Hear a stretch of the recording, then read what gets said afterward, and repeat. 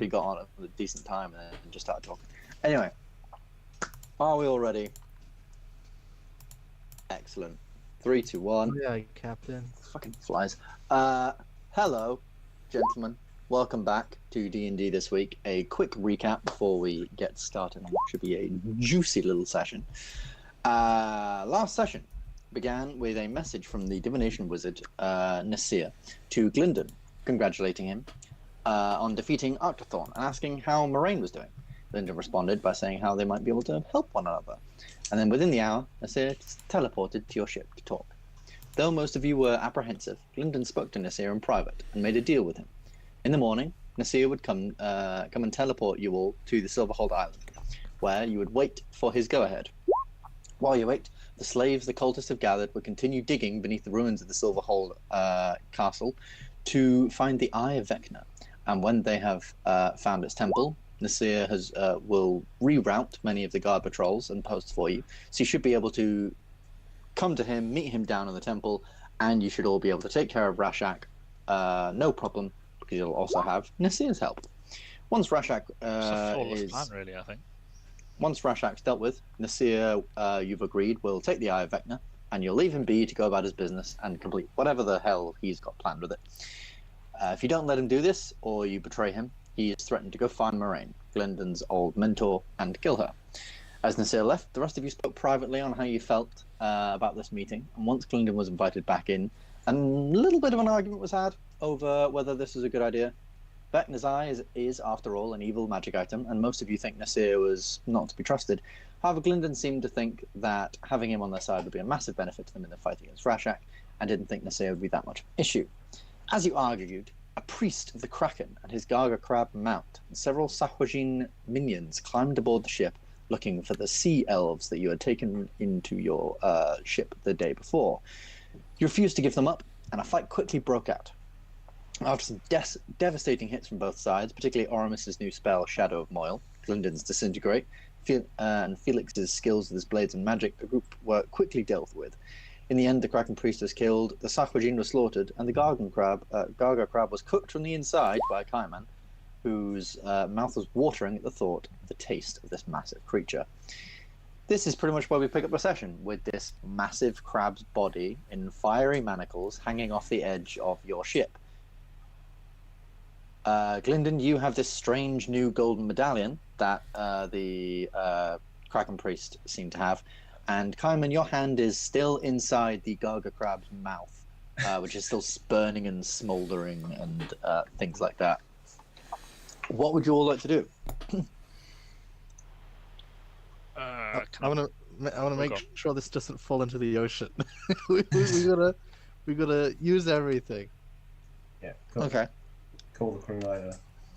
I would like to go down below decks and check on the sea elves.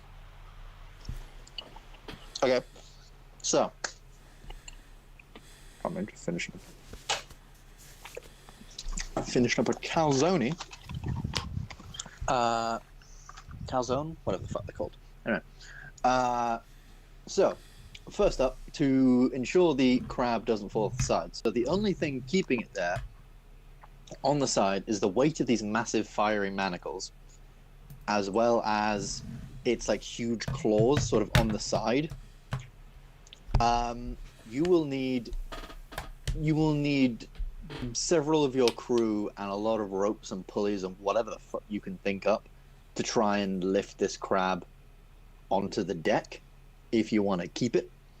You yourself, Kaiman, won't be able to pull this massive crab on the deck. I've still got my big moose hand out. I You think do, it's yeah. I think it's only up for a minute, so depending how quickly I could get something together, I would try and help push it on. But I think by the time they've actually got something together, it might be gone. But Yeah, I think by the technically time- also got a dragon summon I could use to pull if Glyndon pushed. I mean, Okay. we can give that a go with Kaiman as well, and then that might be Yeah, enough. sure. So I would say that what's the strength of your dragon companion? Oh, JJ? great question. I believe it's like 20 or something like that, but I will double check. And what is the strength of Bigby's hand? I think it's something pretty 26. ridiculous. 26. Right. Okay. Strength 19, so +4. Okay. So I would say, with Kaiman and your dragon, that is enough to be able to help in doing this. Not necessarily able enough to do it yourselves, but able enough to help the Big B's hand, because it's so much stronger, try and push it up. So Big B's hand, make me a strength check with advantage to try and push this massive crab very, very quickly onto the deck.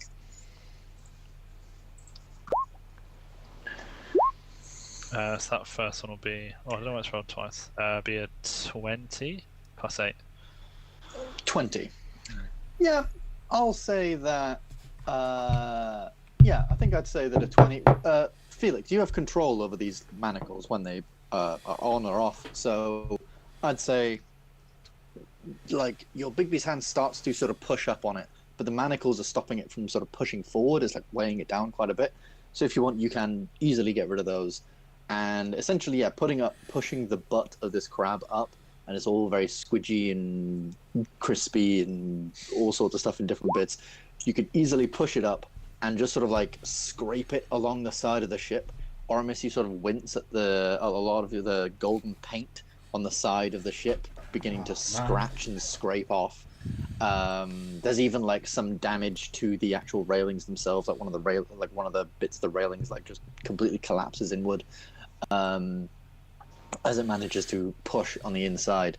But I can say, yeah, you can push this massive crab at least inside the ship enough so that it won't fall off anymore. And given how many crew you have, I think they would probably have no problem in dicing this thing up over the next few hours if you wanted to keep it, and keeping it for food, I guess. If that's what you'd like your crew to do. That would mean you'll be basically dead in the water for a couple of hours while you just sort this out. Sure. Yeah. That quote you put in the chat, Ryan, never gets old. Meat. Looks Meat's like on the meat's menu. back on the menu, boys. So yeah, you would all sort of watch in the next couple of hours, like, you know, your crew sort of pull this thing onto the main deck. They put a tarp over the bottom so that not, you know, as much blood as possible doesn't go spilling through the ship. And it's just a lot of cleavers and swords, and there's just a lot of squishing and squelching and carving and cutting. But eventually you have many, many massive pieces of crab. Your crew are very, very excited to eat tomorrow for breakfast or lunch or whatever it is. A lot of the crab has been taken apart. The shell was very, very thick, and some of it is sadly unable to be used as, you know, guts and massive, strange, monstrous crab. Some of it your cook thinks it's not really... You probably shouldn't eat it, but nevertheless, you've got a pretty massive meal for your crew, and so not only do they all have 200 gold piece pearl each, they have a lovely crab dinner, which, yeah, definitely gets your crew's morale up very, very highly. Though it does end up being like sort of 1 to 2 a.m. before everyone's sort of in bed, so they will definitely need to sleep in the morning to get that full rest. Felix, you're heading down and seeing if the sea elves are okay. Yeah, I just want to check no one was below decks. Yep, they head over. They have headed down to the hull. No Sakujin managed to get below decks without you killing them first. And they sort of stand in the hull. The prince is clearly very scared. General Namaya is clearly not. In fact, she stood in front of the two guards Oramis had, ready, just, you know, stood in front of them, bare fists out, ready to fucking batter anyone who comes down. And even as you begin coming down the stairs to the hull, it's quite dark down there, and she almost, like, you know, goes to attack you, goes to hit you, and then realizes, oh, it's you. You're not a Sakujin. You're fine. She bows her head, nods, and the prince sort of opens up and says, "Is it over? We heard a lot of banging and shouting and things. Are they gone?" Actually, yes. Yeah, it's over. Oh, I everyone all right down here? Yes, I believe so. I'm still recovering just a little bit, but I believe I should be okay. Namaya, are you good? And she just sort of like gives this glaring look back, and it's just slow, like badass dude nod. Yes, she's fine.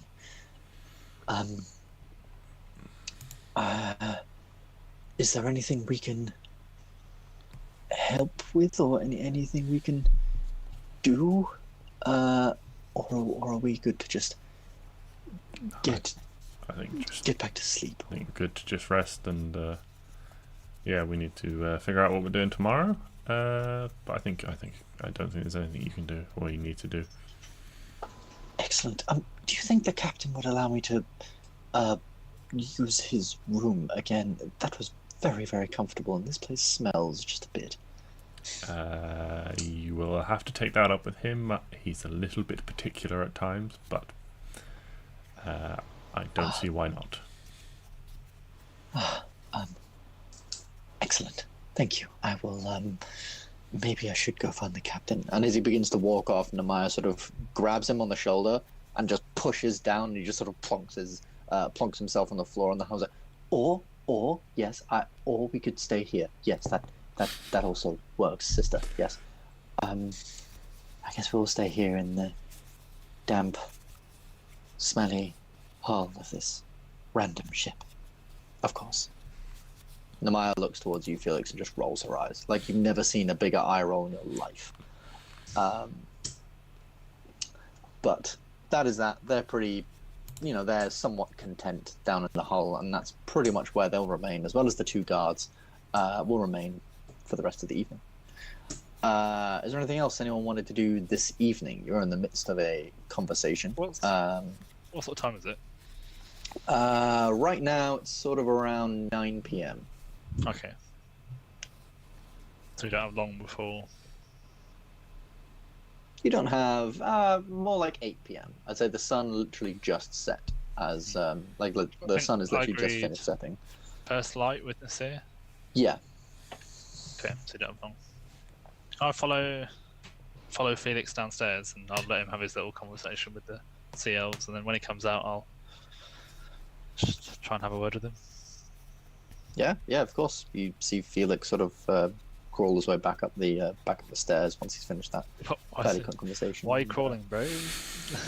Well, obviously, the stairs for a ship are extremely steep, fine. and he is a gnome, so it is very much a sort of crawl/climb. Felix, I was wondering if I could have a word. Yes, I believe we've got some things to figure out for the morning.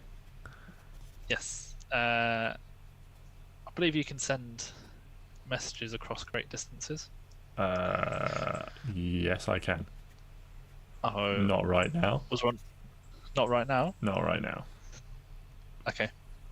I do not have that one prepared today. Oh, okay. I thought you'd spent the tank. No. The tank is reasonably full. I was probably learn a thing or two from you young whippersnapper, even though it's fucking grey hair. Yeah, Felix with his grey hair. This gnome has been alive definitely longer than you and several humans that you know. But yeah. Okay. Could I need to contact someone quite urgently? I mean, I could. I know Maraine's in the capital, don't I? Yeah. Okay. I mean, I could technically go. You could. I could ritual cast teleportation circle and go. Yeah, you absolutely could if you want to. Felix, never mind. Thank you for your time. You've been useless. Great. Before you go anywhere, we do need to figure out what the fuck you've agreed to and is happening tomorrow. Do you not trust me? I've only just met you. Oh, okay. I barely trust myself. I mean, I trust you about as much as I trust Oramis. That should be a great deal. In fact, I probably trust Oramis more than Gylndan at this point. As a good friend of Oramis, I applaud you for your insult. That was a deep cut. I'm not sure I'll ever recover from that.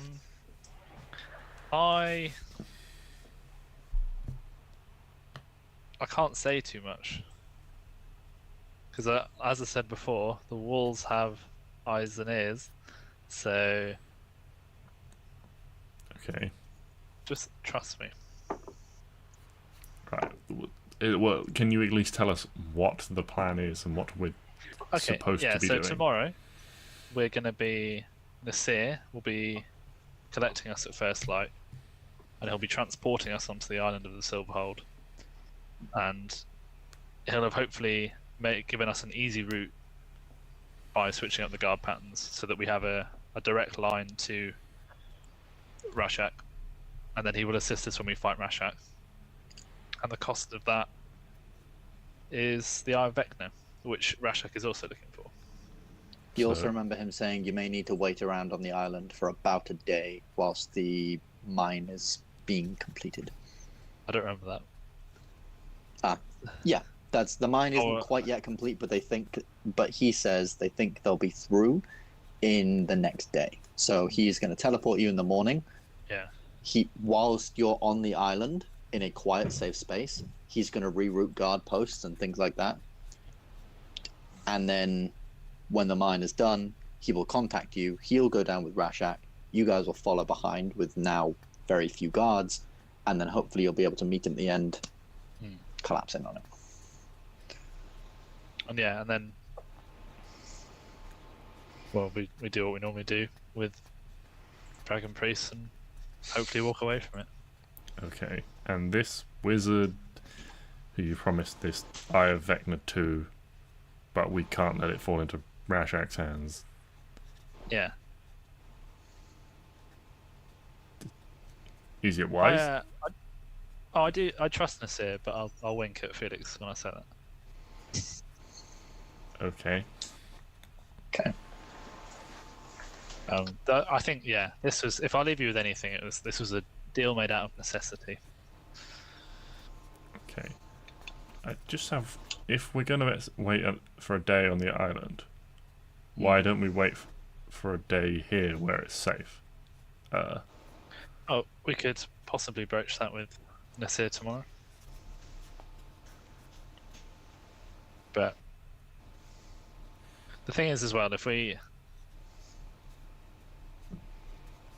sort of need to be there before Rash'ak gets the Eye of Vecna, because although combined with the Hand of Vecna, that's the powerful combination.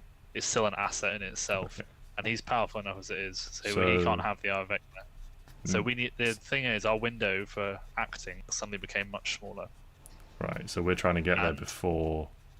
Yeah, and if we get there off my back, there is no easy way out. Okay. All right. Well, fuck. Slightly playing with fire, but that's kind of the Guardian's motto. I might give that one to Oramis. He might like that. Just carve that at the bottom of the statue. Alright, well, I guess we'll do what we always do and make the best of a bad situation. I've not known you long, Felix, but I trust you'll make the right decision when the time comes, and I'll walk away on that. Damn wizards and their wise words. It's fucking baloney, that's what it is. Or is it? You can't blow them away with your brilliance, bamboozle them with your bullshit. Oramis, whilst your crew are chopping up a massive crab and Felix is down speaking to people, and so is Gylndan, it seems, what are you up to? Are you up to anything in particular, or are you just getting things back and ready before heading off? I'd like to have a little word with Frank and Mason. I want to put them on a performance improvement plan. I think they're starting to fall a little bit behind the rigours of their responsibilities. Okay. So I'd like to talk to them about getting them on a training scheme.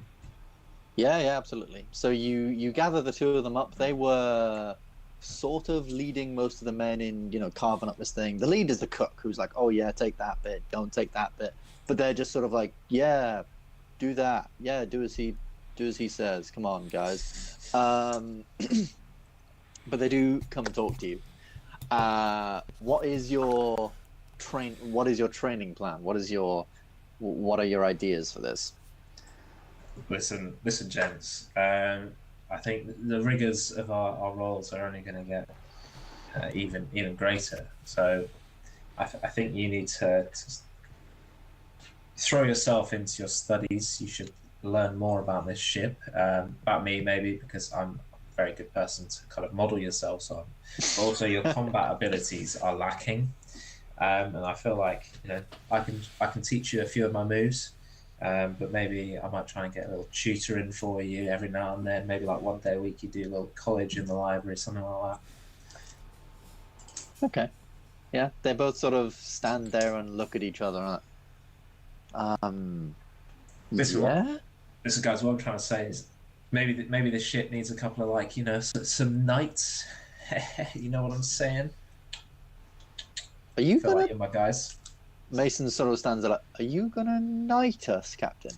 Frank is there like, can you knight us, Captain? I don't think I have the facilities for that, big man. Actually, Mason's like, hang on. he's talking about me, big man. No, he's talking about me. No, me. I'm big. I'm taller than you, and they just get Boys, over there and you're look both back. big, man. You're both big in your own ways. Not the size matters, but you're both. That's what Bethany used to tell you. Ghost in my head, number 3, go away.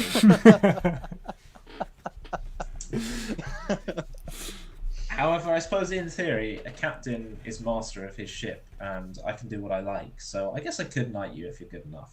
You can marriage people. I can marriage people, I can knight people, surely.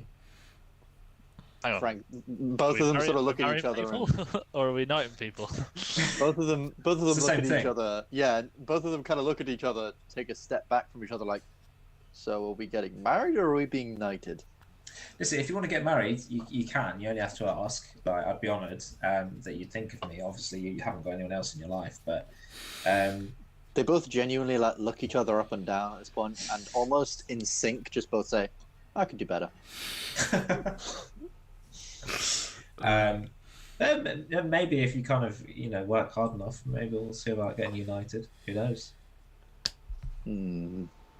Sir Frank. I like the sound of that. Yeah, Sir Mason. Sounds pretty cool. Sir Mason of the Vengeance. Huh. I like that. Alright, tell us what to do, Captain. Alright, well, can I just start instructing them on a few little moves with the sword? I mean, yeah, of course. It's like, it's fairly late in the day now. It's rough-handed as well. Things that you'll be able to do, but, you can have like a quick sparring session with them. A very quick sort of half an hour to an hour training session before you realize they've been sailing a ship all day and are both fairly tired by now. But at the same time, they're learning. They both seem very, very keen, particularly at the sound of being knighted, and that sort of idea certainly gets them very, very interested. And so, yeah, you spend about a sort of hour or so with them, training them through some things. They're curious about your magic and how to do it. If they can learn that, though they're not quite sure. I think Glyndon's your man to talk to magic about. But he uses a lot of big words. Yeah. Normally, I find he uses big words because he's compensating. The hair. So yeah, I get it. All right, cool. And they both ask a few questions. They're interested in sort of how you do things and sort of your path as to sort of how you learned, and particularly about how much reading are we gonna actually have to do. They definitely don't like the sound of that, but they seem very, very interested, and soon pick up their usual positions. One of them goes to bed, one of them stays on watch. But yeah, they're both very, very interested and keen to, very, very keen to learn and know more. Kaiman, are you up to anything in the final parts of this evening? Am I able to do any more stuff with the armor? No, I would say that takes like a full. I mean, you could, but you would get no sleep tonight. You would be exhausted the next morning. I need some sleep, yeah. So, And also the hammering of, like, in the middle of the night, in the middle of the ocean, all you can hear is just tongue, tongue, tongue, tongue. It just travels for miles. Yeah, might piss off a couple of the crew, but, you know, whatever. Monsters.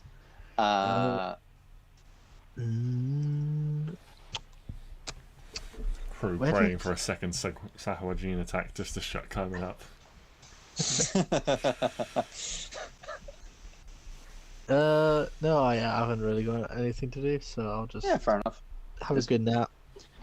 Yeah, one of the crew, recognizing how much he wanted to eat the crab, the cook, sort of quite late on, does come into your room. He's like, excuse me, I saw how much you wanted that crab and you killed it. I thought I'd give you first taste of the crab, I guess. Here you go. He hands you this like small like wooden plate with just this big lump of like just crab meat that's been cooked fairly well, sort of been salted and things like that. You can dig into that at your own.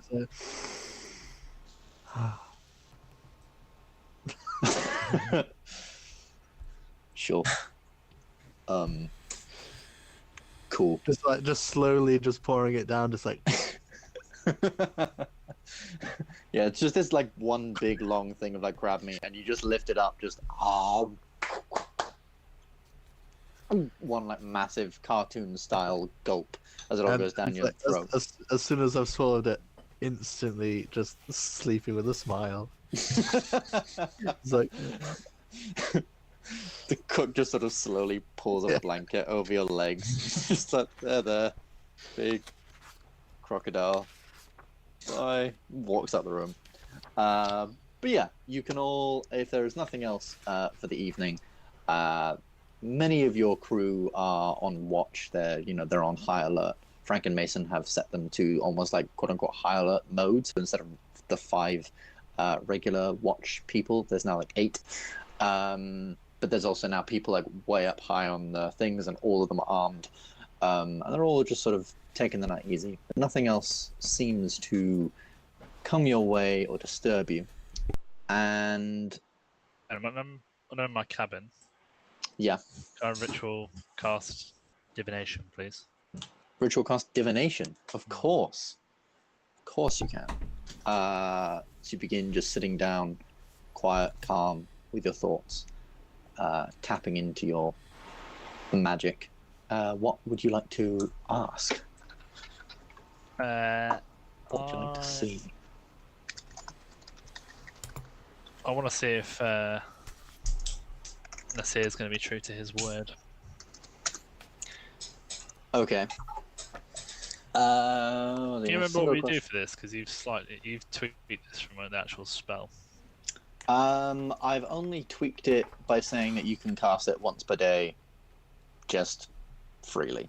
Okay. It's just a thing that you can do I think you can only do it as a ritual though. But you can just do it. Like it doesn't need to be part of your spell list or anything like that. Okay.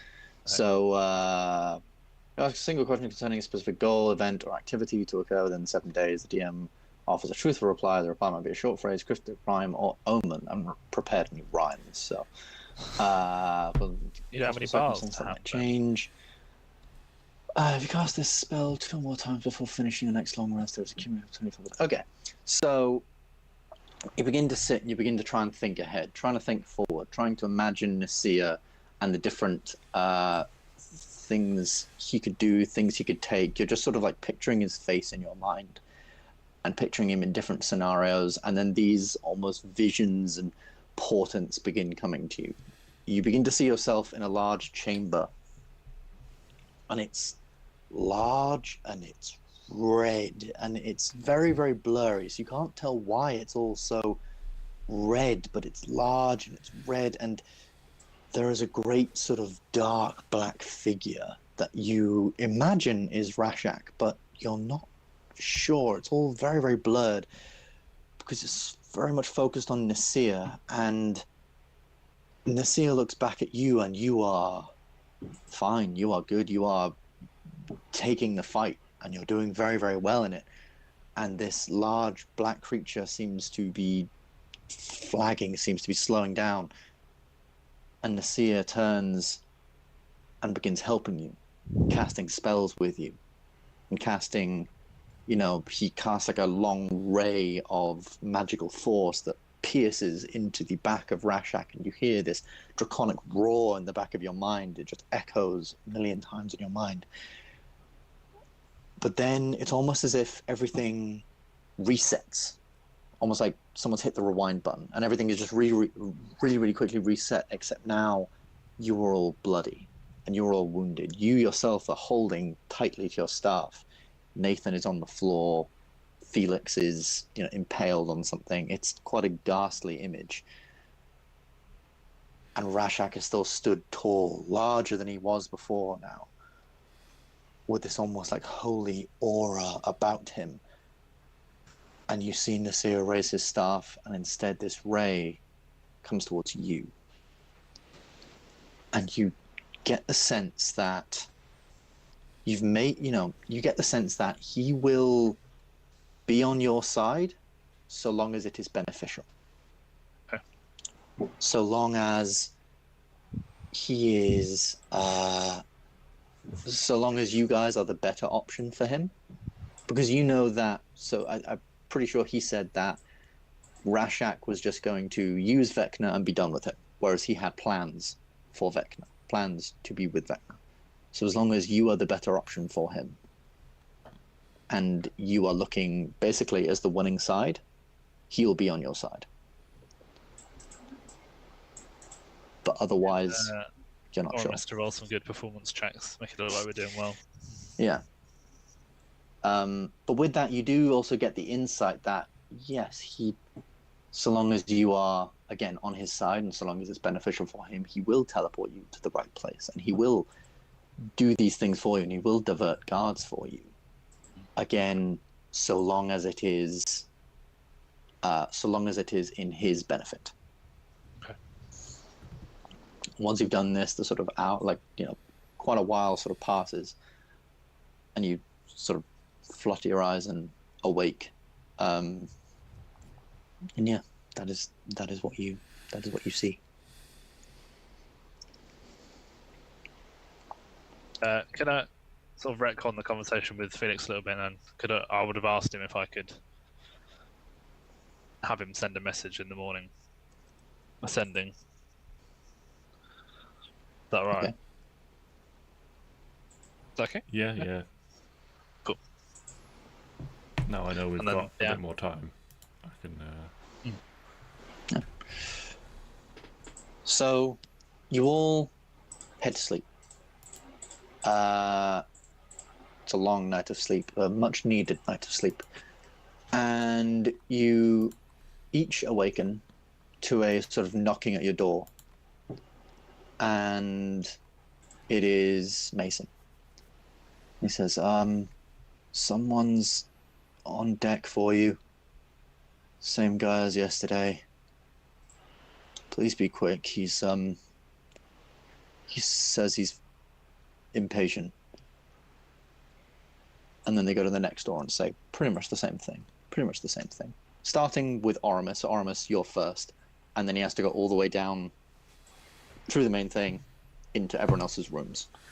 So Oramis, you would definitely be, as long as you're up and ready, be up and out first. Had long rest, yeah? Yes, you have all successfully taken a long rest. Oh, sweet spells. Thank the Lord.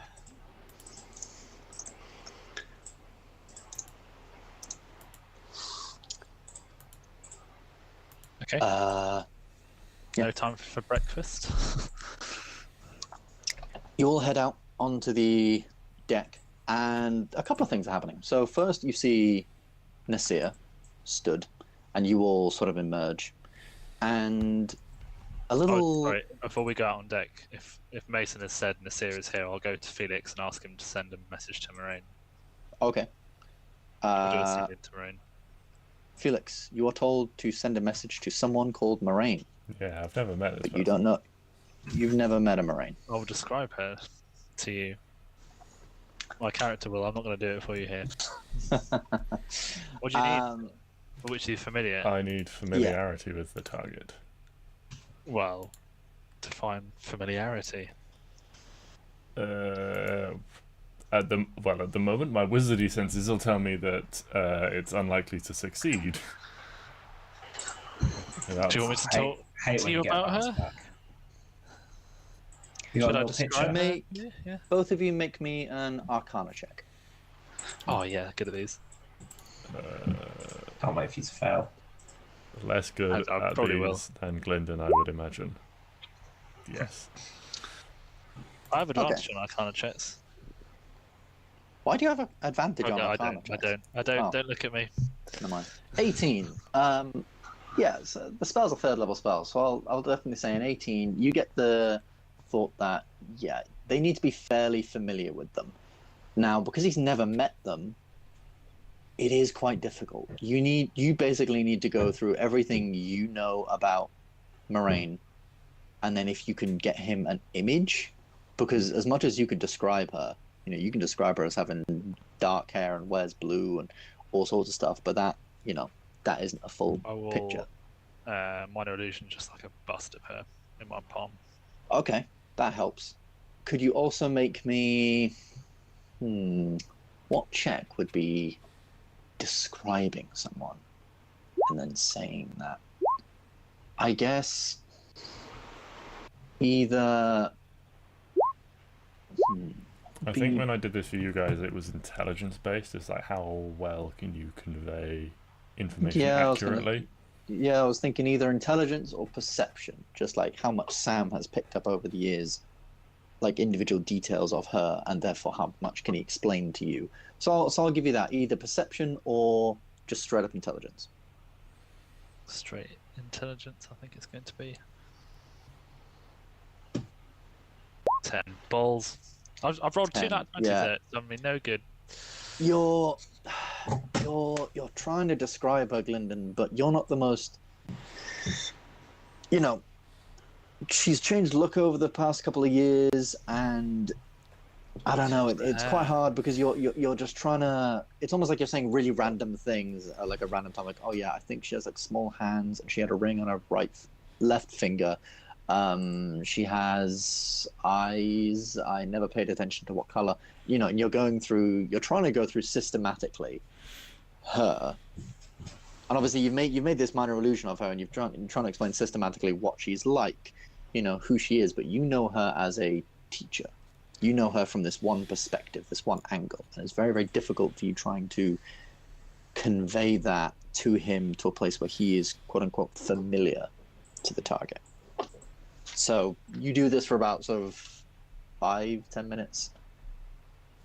And Felix, you try the spell, you try and make that connection, but you just don't. You can't reach anything with it.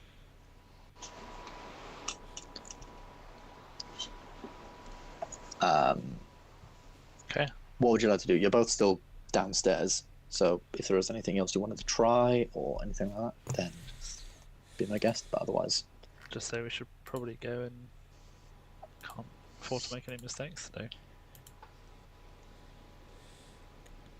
I mean, I can try again if we can have some time in a safe location. I can try again then. But well, let's see what happens where Nasir takes us, and we can make a better call from there. Yeah. Okay. We'll head up onto the deck of the ship. The first sort of light of the morning is giving this beautiful sort of red hue to the sky that this morning looks fairly clear. What it'll be like later is, well, anyone's guess. It's about sort of 5 to 6 in the morning right about now. You're all pretty sleepy. But you head out to Nasir, who's looking prim and proper and, fully ready as ever. He's just stood in the middle of the deck. Many of the crew are sort of looking at him, still holding weapons and things like that. And he sort of looks around you. Good morning. How did we all sleep? We all ready to go into the jungle? We're ready. Excellent. Now, just to run you through the plan once more, I'm going to take you to a safe location upon the island. I know it to be safe. You will need to trust me. You will then wait there for my call. Now, when I say wait, I do not mean wait and how do the common folk say it? Fuck around? No, I mean you need to wait silently, as if you were never on the island in the first place. I need you to be quiet. If they get any whiff, Rash'ak is exceptionally paranoid. If he gets any whiff or any indication that you are here, he will come for you. I've done my best to send all the Inquisitors to the coast of the island. I've told them that your ship has been sighted nearby, and therefore all the Inquisitors are going to the coast, which leaves all his, I guess the best way I can call them is minions, left to guard the mine. So you should have no problem taking care of a couple of common crooks and criminals that are kept in the Silverhold. When I call you, and only when I call you, you will come to the mine, go straight down. You will make your way through the mine as quickly as possible to the temple, and beneath the temple, you will go once again as quickly as possible to where the eye is kept. That should be around about where I meet you, unless we can meet sooner. But once we're there, we will take on Rash'ak. And hopefully, he'll not melt us all with his acid. Now, one thing I must warn you is that I did a little more digging, and it does seem like, yes, this temple will be guarded by things. There were traps set in place so that anyone who came down in the future, any servants of the gods trying to get at Vecna's eye, would not be able to. Whilst I am going down there with Rash'ak, I will not be able to help you with these traps. I will try and disable as many as I can. What are you going to be doing? Resetting them behind you? What kind of wizard are you? Young gnome. Young? Patience is a virtue. Yes, young. How old are you? Well, that is a very personal question. Maybe ask me later when we've completed this business. Really don't be such a patronising ass if you're not going to answer any questions. You should be nicer to the man keeping your wife and children. Oh, fuck's sake. Their fate is in my hands. Okay, hang on a second. That was not on the table. Well, they are many of the slaves. They are some of the slaves that are down there working. I'm just saying. Are they under your jurisdiction? Well, technically. I am technically Rash'ak's right-hand man, I guess you could say. So just be careful. No. Beginning not to trust you. And you're going to have to trust me quite a bit, so... That's not fucking happening. Oh, I like this one. He's feisty. Anyway. I barely trust Gylndan. There's no way I trust you. He'll come round, that's it. Good. It's just Come a bit around behind hot-blooded. you and stab you in the back. Anyway, as I was saying, I will try and ensure any traps we come across are dealt with in what ways we can, so that you can come in behind easily. But if that is not possible, if there are diverging paths, maybe, I will not be able to help you. Because I will be traveling with Rash'ak. He's very paranoid, and I can't exactly just turn around and say, hold on, I'm going to send a sending spell to someone about what we've just come across.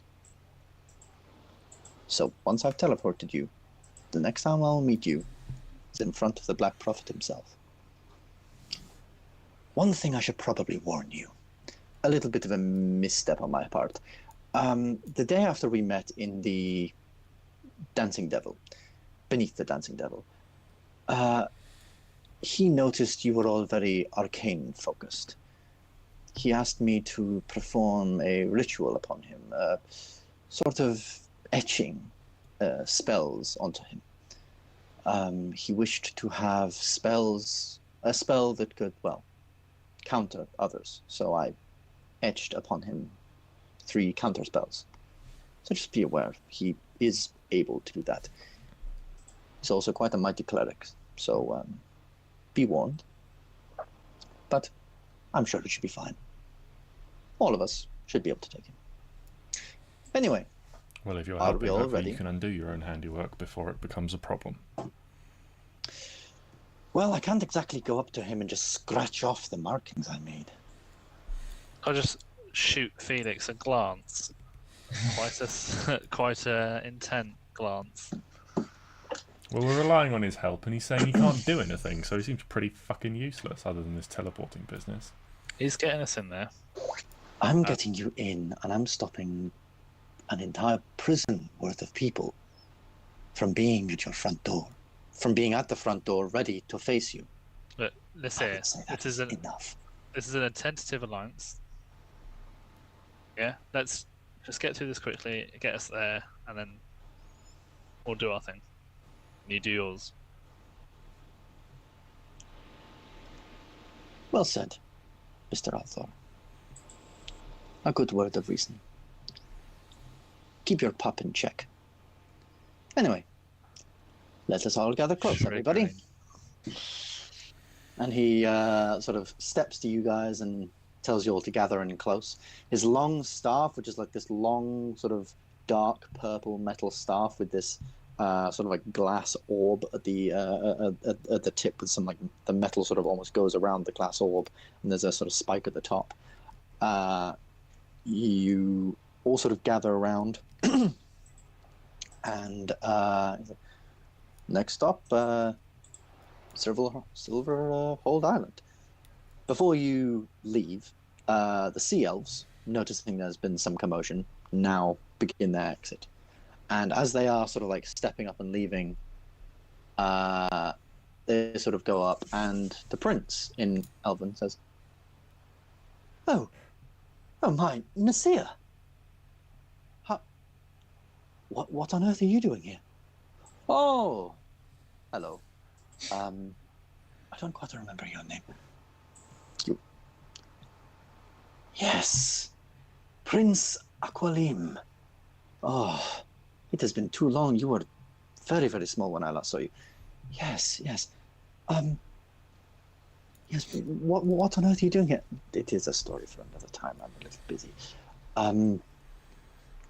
Say hello to your father for me, will you? Yes, I will. General Nemaya then nudges her brother and points towards you, Felix. And they both sort of stop and stare for a minute and say, he says, Young gnome, where did you get that staff? I took it from... hold on, let me think. I took it from an elf. It was implanted in the deck of a ship. He turned into a big squid. Oh, yeah. Where is that elf now? He, as I say, he was a big squid. He ran away when we claimed this ship. Oramis, was it this one or was it the other one?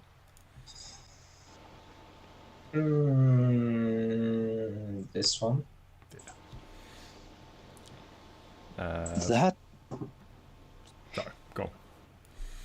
That interesting. So he was here near Ambyr. When was this?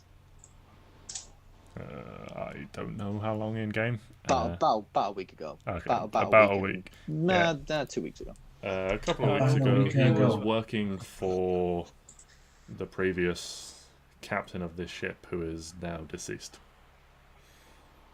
We'll have to get men on that right away. Yes. Are you particularly attached to the staff? To explain that he was our brother. Oh, shit. He went missing a great many years ago, and he stole that staff from the Archdruid of our empire. After killing him, sadly. Are you particularly attached to that staff? I mean, it's been quite useful.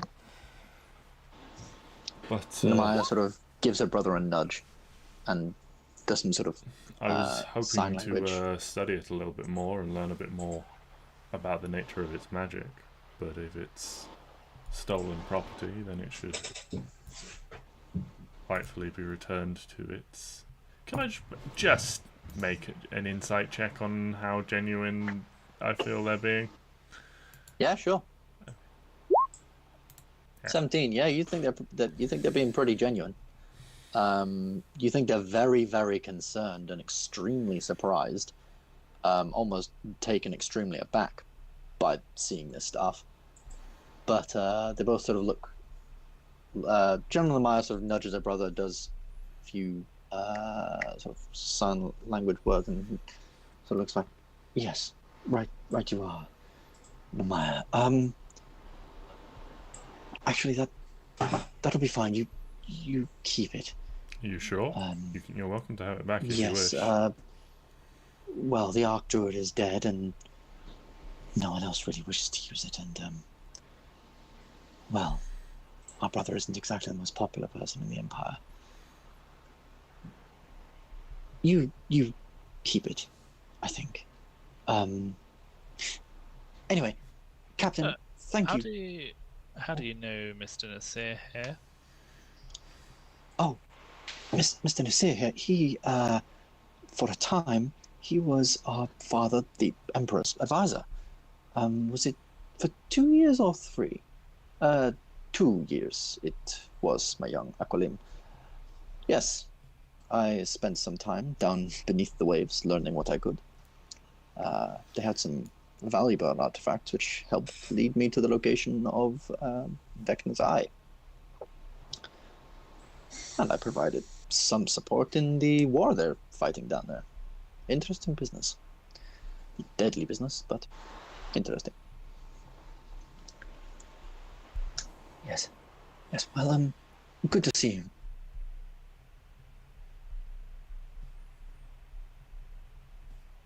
you. Thank you very, very much for allowing us to stay on the ship. You saved us. So, thank you. Thank you incredibly. They both give you a nod, give you a wave, say their final goodbyes, and dive off the ship. The prince a little more shakily than Nemaya, but dives off the ship nonetheless. They're not to be seen. Mason steps up to you and says, Captain, while you're away, what are we doing? Are we still going to the island? Or are we going home? Or are we staying here? Head to the islands, but remain at a safe distance. If you see any ships that may give trouble, stay out of range and stay close to the Dragon's Revenge. Sure thing, Captain. Alright, yeah, you heard him, boys. Come on, back to your posts. There is a little bit of settling. Nasir says, finally. We all ready? Ting, ting. Taps his staff twice on the deck of the ship, and suddenly, beneath your feet, there is just a bright red flash. You all suddenly feel very, very numb, and then all of a sudden, like you're falling, like you know that feeling when you've gone over like a bump in the car, and your like insides are just coming up at you very, very quickly, and then you land on squidgy ground, like soft earth ground. You appear, as this red light sort of dissipates around you, in a small clearing in this jungle landscape. The first thing that hits you is the warm, moist heat of this part of the world that sort of weighs down on you like a heavy, damp sack. You're at the bottom of a stone ridge, about 15 feet in height, trees and plants of many different kinds all about you. It's ironic that an island that is home to such a fearful prison would be home to such a beautiful and fascinating plant life. You see flowers of many bright colors and different kinds of fruits and berries of the same rich tones. can hear the early morning caw and chirp of birds and jungle animals that you don't quite recognize. As much the same as all of you, the jungle is awakening for a new day. However, as you look further into the jungle, it grows thick and dark, like a great mass of tangled, oversized plant life. As you step into the space and look about you, you see a few animals that sort of keep their distance. A large snake slithers from one tree branch to the next, glancing at you with one eye. Also, many bugs can be seen feasting on the new visitors to enter their domain. You see Nathan and Ponsky, who are here with you, already sort of trying to swat away flies and small mosquitoes and other such insects that sort of hover and buzz around you. A warm welcome to this new jungle environment. So we've got Felix, Glyndon, Oramis, Kaiman, Ponsky, Nathan, Vishal, and I think that's it. Yeah, That was going to be my question, just for reference, who have we got with us? Yeah. Quick one, Ben. Yep. Before we get any further into this. Mm-hmm. From the Dragon Horde, I picked up a cloak, right? Yes. What was that? You picked up a cloak that allowed you to gain, once you attuned to it, allowed you to gain +1 to your AC, and at the end of a long rest, you could choose a damage type to be resistant to. The damage types were fire, cold, lightning, poison, or acid. ooh, make a I good don't choice. suppose you would allow me to say I spent some time last night attuning to that, or today attuning to it, if we're going to be hanging around not doing anything for a while. You, because of some of your stuff, don't really sleep a lot, and therefore I would say that last night you would have had time to attune to that at some point. Yes. Just on the subject of, we did discuss moving some other stuff around, like giving Nathan the staff so I could attune to these one of these swords that I've got. If we got time today, we could do it, couldn't we? Yeah. I think Quiet. I've got something that needs a tuning, but I don't think I put it in my. Yes, I believe you have the Jabberwock. Oh. Oh yeah, that random thing. Yeah. But yeah, I'll stick that in. I'll stick that on your. Jabberwock was one of the names this guy Kaiman met. You know, this bugbear. He was just rolling through town. So the Jabberwock, if you look up, Ryan, the Wand of Wonders. Wand of Wonders. It doesn't look like the Wand of Wonders. It looks like the Jabberwock from Skyrim, but a bit shorter. But that is basically what it does. If you look up the Wand of Wonders. But what else? Sorry, did you want to swap around? What else did you say you were going to swap around? So your staff, so you could attune to the sword, wasn't it? You were going to give the lightning staff to Nathan. Yeah, that's what we talked about. Nathan's going to be dual wielding staffs. He is going to be dual wielding Staves. staff. Indeed. Yeah, if you're happy doing that, Felix. Yeah, it's on loan. But it would just boost up Mason a little bit, and attune to this sword is quite useful. What spells has it got? I am just gonna send it through to you now. Okay. But it's got, Yeah, I was going to say, could you send all the stuff to him? Yeah. I don't think you can cast all of it. So it's 5 charges. It's got like chain lightning, lightning bolt, and various other things. I'm just waiting for thingy to load so I can send it to you. Um, So it doesn't matter that he doesn't know 6th level spells. He can still use. no, yeah, he can still use those. That's cool. Like a first, technically like a regular commoner. Oh well, a first level wizard, if they, attune to, say, the Staff of the Magi, they can cast all the spells in that. I don't think Luke knew that, and now he does. I think he's going to kill us all at the end of this battle and take all our shit. But some things need to be attuned to by some characters. For example, you know that the Staff of Healing that he's got can only be attuned to by Cleric, Druid, or Bard. Of which he is a tiny bit. And your staff, Gylndan, can only be attuned to by a wizard. So, yes, he is technically a first level bard. Has some bard in him anyway. But yeah, if you want to stick that into his sheet whenever you get a second. I'll do that in the break. Yeah, but for now, you appear in this jungle landscape. It's hot. It's heavy. Nasir seems fairly comfortable. He sort of appears and sort of swats something away from his feet. And he sort of just takes a very, very deep breath in it.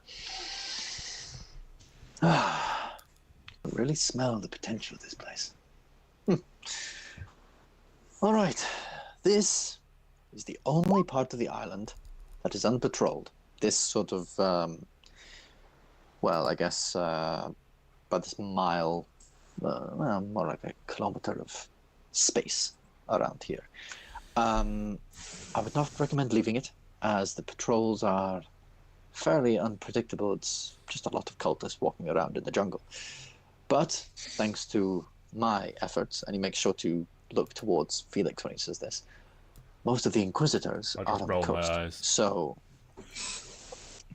most of the Inquisitors are on the coast, so it should only be basic thugs and thieves. There is, however, a reason this place is unpatrolled. There is a den of some creatures here. Have you ever heard of a displacer beast? Yeah. Yes, well, there is a small den of them. I would say they're a few hundred meters just off in that direction. So long as you don't cause too much of a racket or, I guess, don't smell too much like a good meal, you should all be fine. If they come at you, they are very, very territorial. For those of you who don't know, they are strange creatures who have been altered by magic and can do some strange things with illusions and different things like that.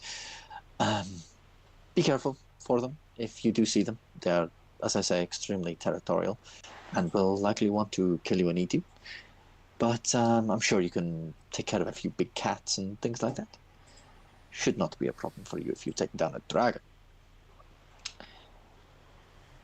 But otherwise, enjoy your stay here. I will message you when it is time to move, and do not move. Do not go anywhere other than this clearing. Otherwise you may be spotted. And What do you want us to do? You message us, or are you going to message us instructions? I will message you, and you go from here straight over to the mine.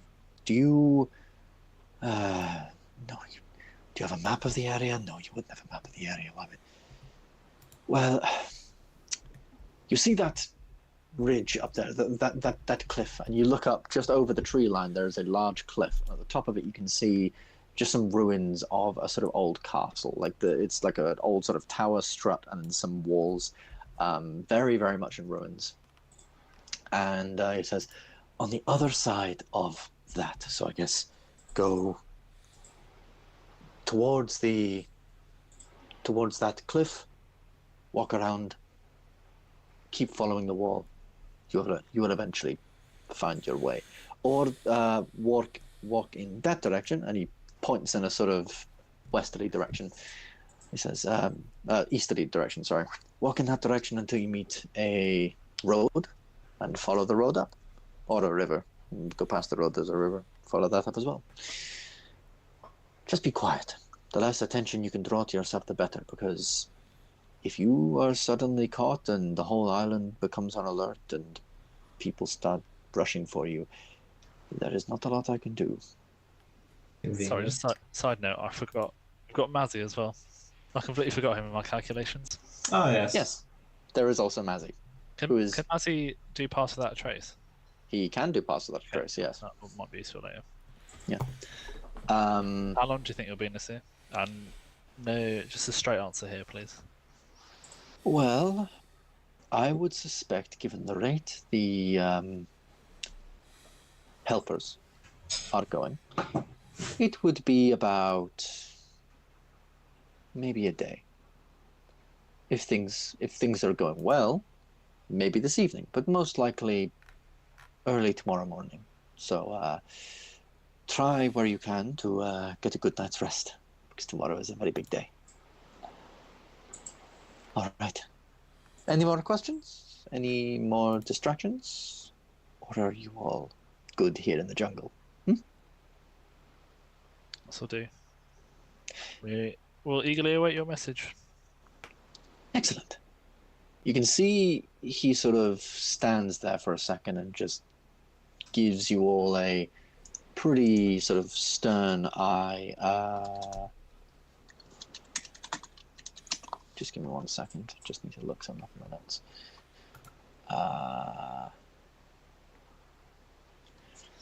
Yeah. So you can see he sort of gives you a stern eye, and he pulls from his back pocket a sort of small copper piece, and he just sort of flicks it in his hands. What are you all, as he sort of begins looking towards each of you, just very, very quickly, what is it you guys are thinking in this moment? Is there anyone, not in extremely intrusive thoughts, but just sort of first things on the top of your mind? What might you guys be thinking about, just right at the tip of your mind? Thinly veiled contempt.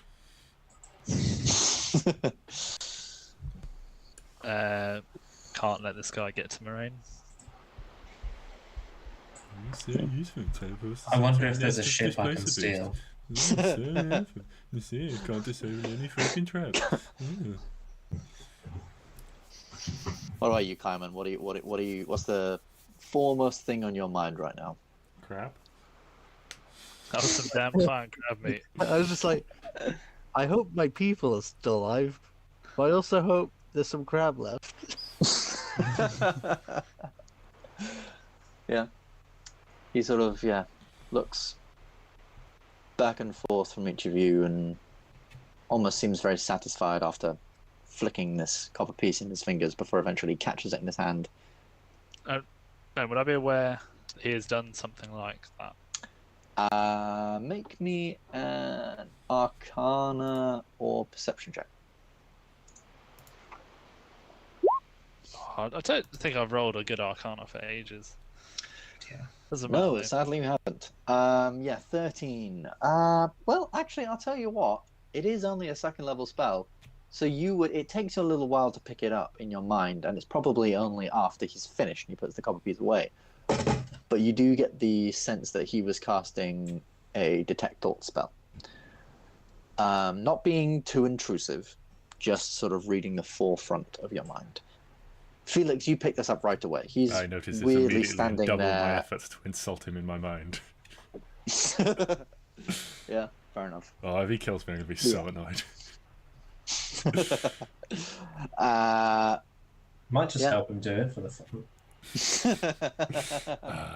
Then that would be a real Felix has a murder. nemesis. It's great. Cool. In which case, Nasir sort of looks at you and goes, well, good luck, and don't be stupid. Taps his staff once more, and as he does, from the floor, this almost line of red sort of appears in the sky, or in the sort of space in front of him, and it just sort of like, it opens up, and then just like that, and he just sort of quickly steps through, and it closes, and he disappears. You have it now on your spell list. Yeah, you recognize that as Dimension Door. Okay, So he's down 2 spells already. I will say his staff did light up for that. Yeah, it's alright. Staff's not got unlimited spells, does it? And if it does, we should have killed him ages ago. Cool. So, you are all now left in the middle of this jungle space. Like I said, you're in a sort of a bit of a clearing. There's a few sort of smaller trees and things around you, but they get very, very thick and knotted and sort of weaving in and around each other and very, very large as well, the further you go into the forest. In this clearing, at your back is this 15-foot sort of ridge that goes around. It's like dark brown stone ridge. There's a few logs and things set up here, a few sort of like bushes of small berries and different flowers and things like that. As you are sort of like all left in the area, very uncannily, the first thing you hear is just a crunching sound, and you turn behind you and you see this like very large, what you thought was just a regular like leaf with like some thorns on the side. Turns out it's a sort of Venus flytrap, but instead of staying open waiting for things to close and then it closes, it almost like a frog just sort of opens up, a small vine lashes out, grabs a thing, and then it shuts. Well, that's unpleasant. And you just hear this Anyone like read, crunch of this strange bug being Anyone devoured. read the Triffids? I haven't read it, but I'm aware of it. Read what? David Triffith. Day of the Triffids. Can't say I have. Oh, well, there's Scary basically, scary plants. I see. Yeah, you're all left in the middle of the jungle. Not exactly sure where you are. What would you like to do? I would like to try and teach Gylndan sending. Because I feel like that's a better way to spend our time, is to teach it to him, so he can contact Moraine. Okay. Like this idea. Okay. So, Sending's not ritual, is it? no, it is not ritual. That's a shame. Yeah, I mean, knock off the gold cost and things like that. You can spend, the amount of time it takes for you to Is it a learn third a level new spell? spell. It is a third level spell. I think it would take 6 hours then. Yeah. I would say both of you make an intelligence check. Because it's not just you learning, it's him trying to help you to learn. Oh, let's go. Bloody hell. So glad I've fucking hell, wasted 2 Felix. nat 20s before we get into combat. Get my That's it. garbage rolls out the way now. Okay, I'll say instead of 6 hours, it takes 4. Want to lower the gold cost as well, Ben? Because you're being generous. I mean, that depends on whether Felix is willing to share the gold cost burden with you. But no, sadly, it still takes a sort of gold cost. You can see Nathan also while you're teaching him this. Nathan is very intently sitting sort of near you and trying to pick up elements of this spell as well. He doesn't quite grasp it in this time, but he's trying. Idiot. You're a great teacher. Great effort, Nathan. Uh, I don't think I can use this though, can I? Because I can't swap out. If it's learning a new spell, I believe, it adds it to your spell book, If we but have you a would long, need if we to have a long prepare it rest, for the day. You can prepare it. I have a long rest, that's true. I mean, I'm classing this day as pretty much resting. So long as you're not doing anything extreme, you're just chilling out in the middle of the jungle. That depends if the old displacer beast's coming at us. Well, you're not entirely sure. Oramis and Kaima, is there anything that you guys would like to do? Is my Find Familiar spell, that doesn't use up a spell slot, does it? 'Cause it's a warlock thing.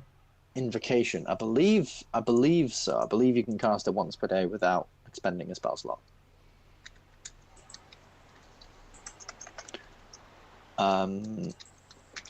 Yeah. Warlock's ritual cast.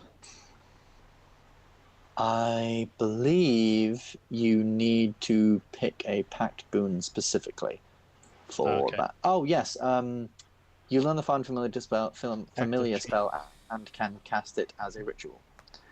Can I cast Find Familiar? And summon my Quasit? Yeah, sure.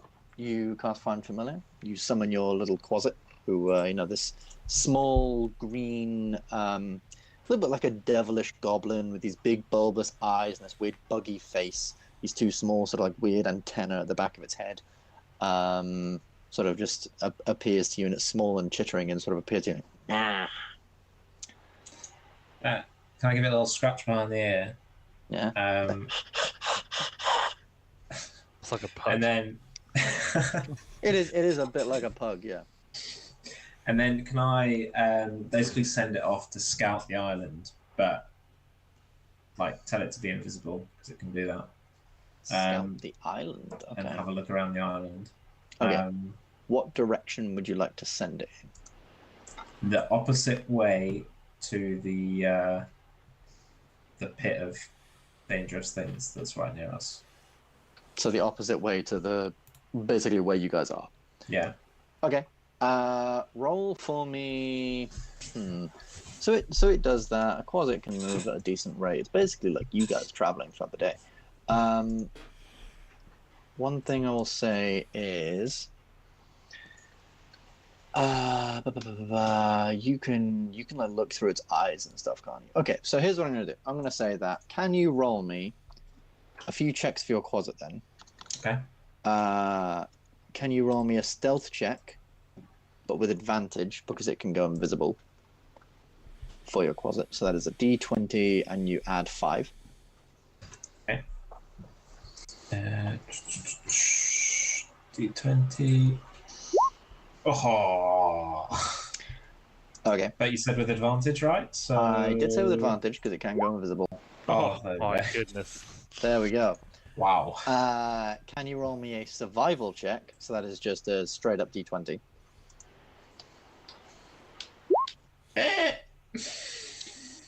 And can you roll me a what was that? That was a stealth check, survival check, and can you roll me a straight up intelligence check? So that is D20 minus 2.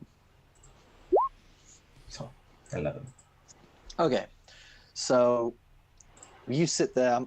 Like, are you going to be like looking through its eyes or anything whilst this is happening, or are you just sending it out and hoping it comes back?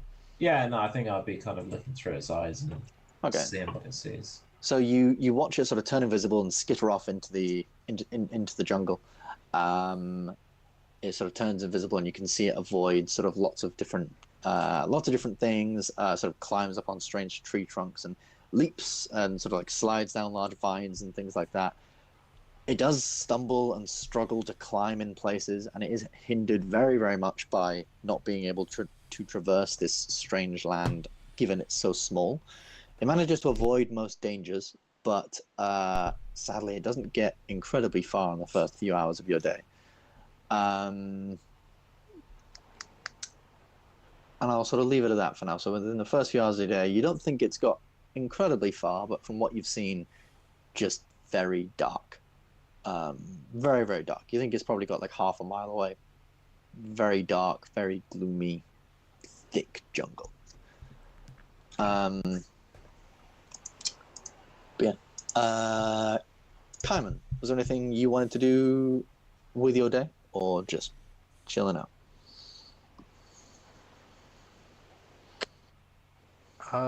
Because I haven't done it yet, I will attune to this Jabberwock. Okie dokie. Yeah, spend some time sitting with it.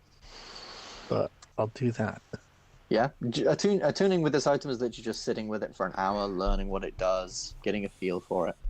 But you do get it. You are now attuned with the Jabberwock. So just write that down on your character sheet somewhere that you're attuned with the Jabberwock.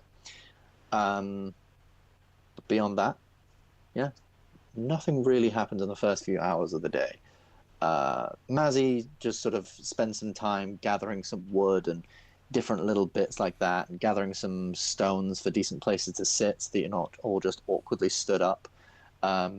Just making a few sort of general survival checks and clearing the area of a lot of vines and debris and things like that, and sort of checking the berries and realizing that the berries near you are poisonous. Cuts down some of the more dangerous plants. Vishal helps him with this mostly. Pretty sort of chilled out morning for them, and Ponsky and Nathan both spend most of the morning very, very uncomfortable, just swatting things around them. What? Well, Ponsky's fucked. Why is Ponsky fucked? Because this night is a bad night. Do you bring this up? Yes, I will now. Yeah. You bring this up, and Ponsky sort of stands there, and almost straightens up. He's like, oh no. Oh, bro, what is wrong with you? Why But are you saying? let's hope if we go in, we can unleash the beast. Well, you see, the problem, Mr. Althor, is that unleashing the beast will be on everything and everyone. Oh yeah, I know. We'll keep a distance. I cannot promise I will be Also, if Nether is right, we're not going in until tomorrow. I have a feeling it will be tonight. Was there anything in my vision that gave that away, Ben, or were we in a dark place? You were down in underground somewhere in some large place, in some large building, or in some large constructed thing. You couldn't see outside, so you had no idea. But yeah, Ponsky sort of just stands there like, oh, I shouldn't have come. Oh, then again, I probably shouldn't have stayed on the ship with lots of crew members. Probably safer with you, but not safer here. Oh, this is awful. This is absolutely awful. And just starts pacing backwards and forwards and The backwards whole and time, forwards. Aramis is just thinking this would be mildly convenient if he didn't make it back from this adventure. Oh, you're such a horrible person. He's just pacing backwards and forwards for most of the morning until he sort of tuckers himself out and he sits down. He's like, Ponsky, what do you do Yes? at home? The Admiral has an underground chamber. You've been in there when that flame assassin guy, like a prison underneath his tower. I go in there and he locks me up and chains me up with about 5 different blocks, and and he pays anyone who hears anything above ground to not ask too many questions. Okay. Well, we don't have that luxury. What do we do instead? I can send you back to the boat, but as you said, I'm not sure that's actually a much better option. But you didn't you have somewhere you could hold him, Oramis? I mean, we've got the brig on the ship, Yeah. Yeah, you do have a brig on the ship. which essentially should be strong enough. I could send you back to the boat. I mean, Maybe. Oramis, what would the risk be in tethering the Dragon's Revenge to the Vengeance and leaving Ponsky on the Dragon's Revenge overnight alone? Well, Can werewolves swim? I can swim. I've been known to swim in that form, yes. I ironically can't swim out of that form. What a fucking loser. How likely well, is it, though, there are- that you're just going to throw yourself into the sea in that form? Well, it sort of depends. I've never really been. I've known about my curse ever since I was a child, so I've always known to be prepared. Often known. I often forgot sometimes. But people have generally known for me, and in those situations, I am locked away. But I have heard, if I will be a monster, and if a monster can hear things going on the other ship, hear people, hear food, I may go there. You know what? It'll be fine. You're wizards, you're magical people, you have some way of restraining me for a decent amount of time. Yeah, you're not wrong, but we're also about to go into a fight with the Dragon Priest of Tiamat, so if you'll understand, I'd quite like to keep as many spell slots as I can. Also, I can't do anything to keep you all night. Wow, they really oversell wizards. I mean, not to insult you, but Oh, I don't know. I thought there would be some magical chains or something. deals with the problem. That does deal with the problem. The way I see it, Ponsk, if you don't mind me calling you that. I would is, much rather Ponsky, but Ponsky, okay, fine. It's a bit of a whiner, really. Yes. We either send you back to the Vengeance and we put you in the brig, or we have three options. We send you back to the Vengeance and put you in the brig. We let you loose here, which I'm very reluctant to do because as though telling how much commotion you're going to cause. Or I we mean, if you think about it, I could cause quite the commotion and get all of them rattled. Yeah, we could just let him loose on the island. We could hide away, let him run around the island and cause all sort of havoc. That was the idea. It's just because he's such an unknown entity. It's sort of like could be useful, could be very unuseful, and sort of alert everyone to the fact that we're here. So. I can magically dig a hole in dirt. Does that help us if we have some time to prepare? I could potentially dig a big Ponsky hole. How good is a werewolf at climbing? Well, I'm a dog, so I'd be good at digging my way out. I don't think that is the best idea you've ever had. Jump quite far. Do you all have rope? Yeah. Yeah, I've got some rope. Well, there are trees here. I could just be tied to a tree. Just twirl the rope around a lot of times. Would you not immediately rip out of that? Yeah, a lot of these solutions have the same problem, is that you are going to be uncontrollable and the restraints only hold you so long. What happens if you're unconscious? You know, that is a very, very good question, Mr. Felix. I'm not exactly sure. I mean, it's an inelegant I've been potentially practical asleep solution and to then turned. Knock you But if I unconscious. Yes, if I was and maybe tie you knocked up.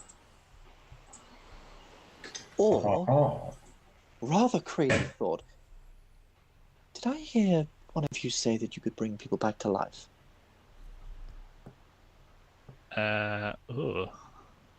Can Nathan?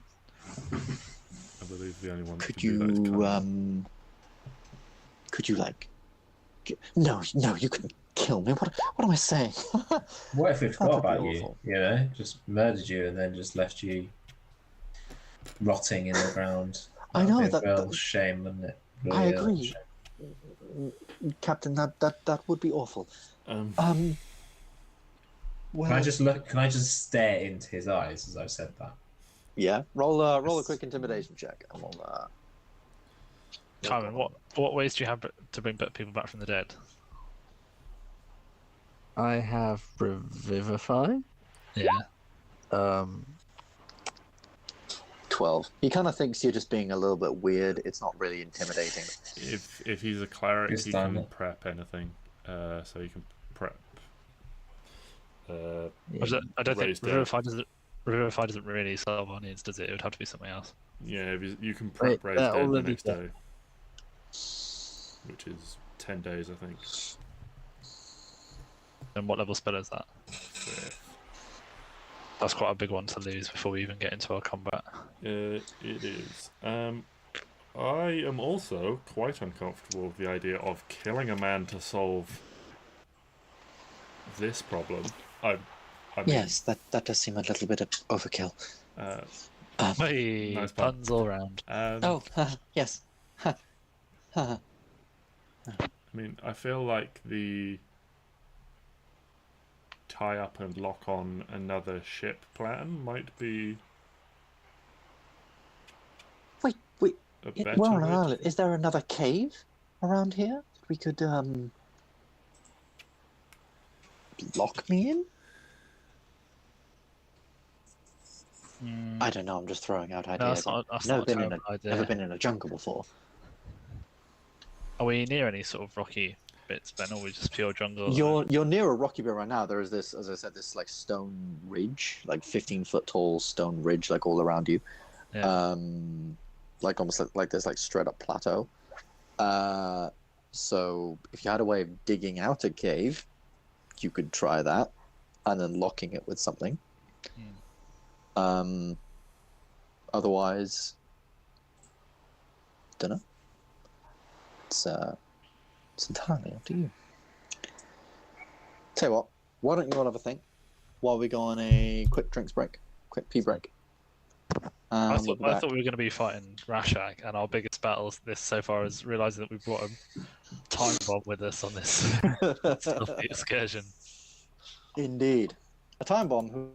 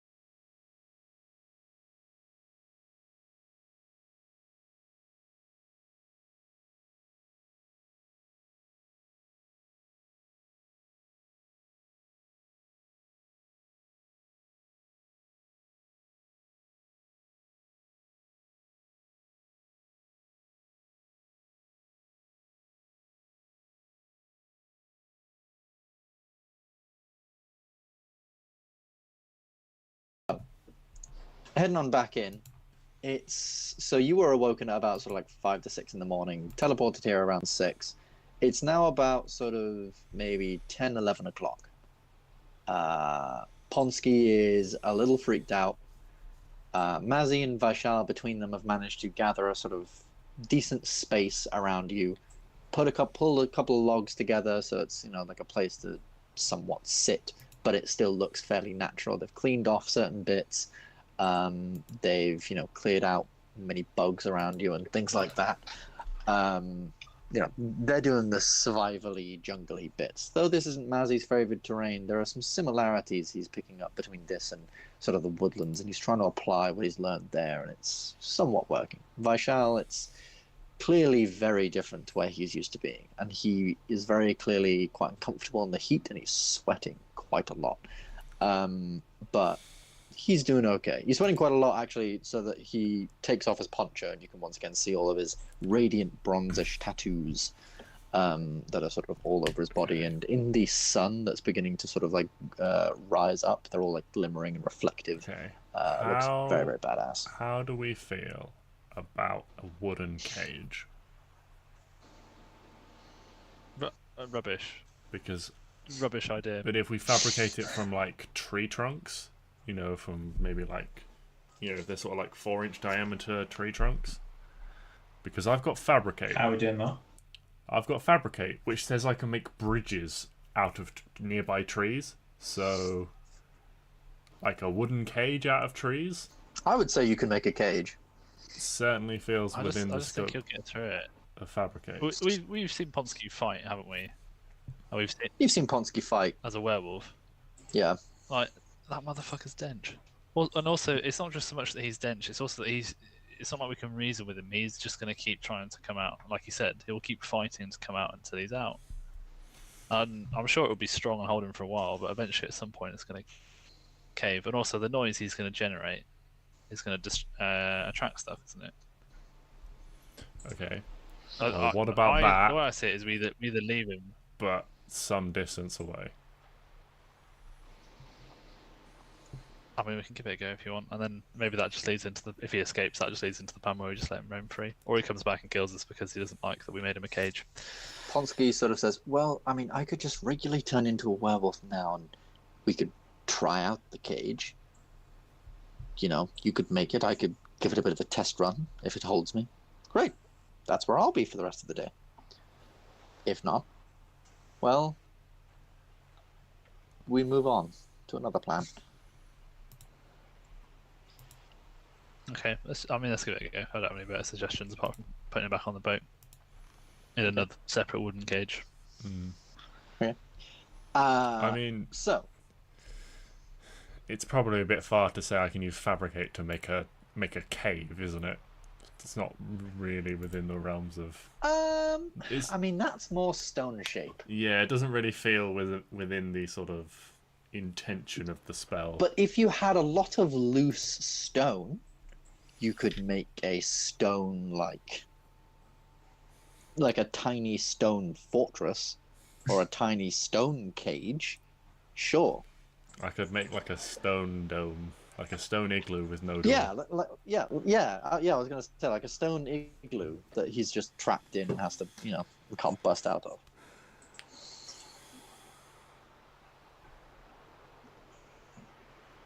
If you had, you know, you are near a stony ridge, you could get to work on shaving a load of the stone away to try and craft that or create that if you wanted to.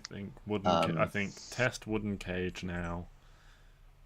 Otherwise, set him free. Because we love him, so we will set him free. So, what this is going to end up being is I'm going to ask you to make me a intelligence check. This is how, you know, because you can make a cage, sure. You can just make a regular cage, no roll required. But this is a cage to hold a werewolf. So how strong can you make this cage? Is Felix making the check? Yeah. Can I offer him assistance? How would you assist in his casting of the spell Fabricate? Very intelligent. We spend some time talking about it, like get Honsky to sort of half transform and like try and get him to like start snapping some branches to see where his strength We've gone limit, from intelligent boys tested where stuff. his strength limit lies, and that sort of thing. So we get a feel for how like how thick I need to fabricate bars and things like that. Okay.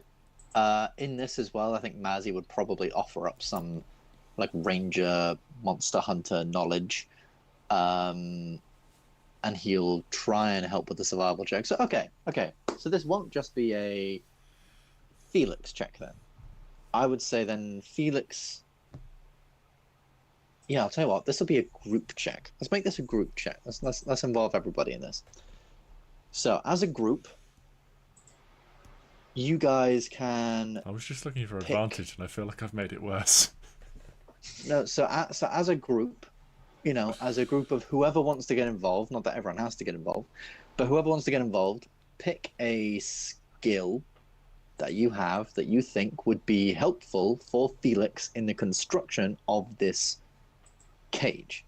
Do sarcastic comments count? No, if anything, that is a hindrance. Things like survival, things like nature, things like intelligence, whatever you can think of that might be useful for crafting a perfect werewolf holding cage. Can I use persuasion to persuade them that they're really good at this and it's going super well? Well, go sit down them, and smoke your pipe, you knob. like giving them a confidence boost. Yeah, I'm just gassing them up. I'm just saying it's so good. Like, you guys have got this. It's going to be amazing. I really hate myself. Almost willing to let that pass because that would sort of motivational help, speaker. Yeah, like motivation. So you know what, Oramis? I might regret this one day, but sure, roll me a persuasion check. All right. Oh, only a 21. That's disappointing. That's not your finest work.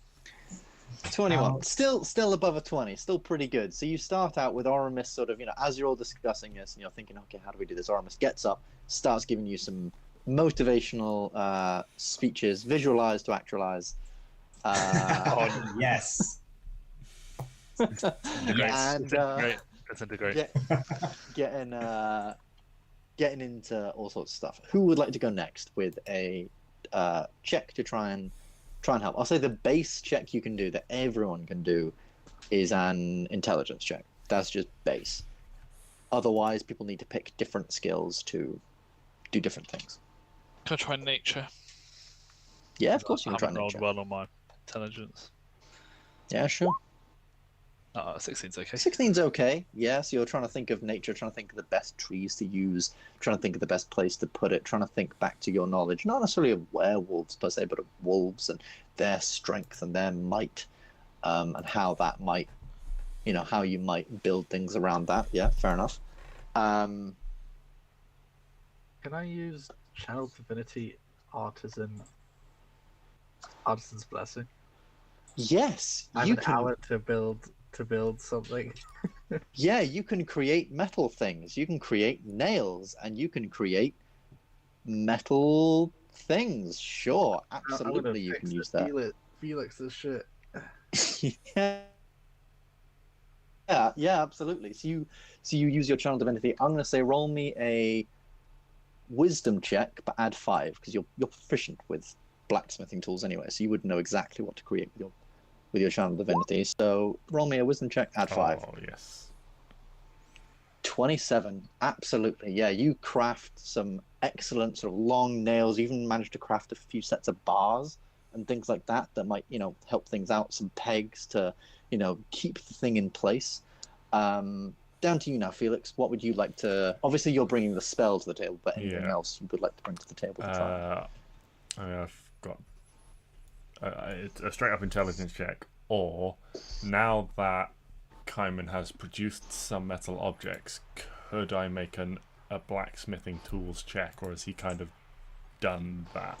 No, I'd say that's him using his channel divinity knowledge and ability to create this stuff, not necessarily using his knowledge of blacksmithing tools, but Okay. not necessarily his blacksmithing ability. So, sure, yeah, you can make a blacksmith Cool. blacksmith tool check. So this has +5 on the top of it.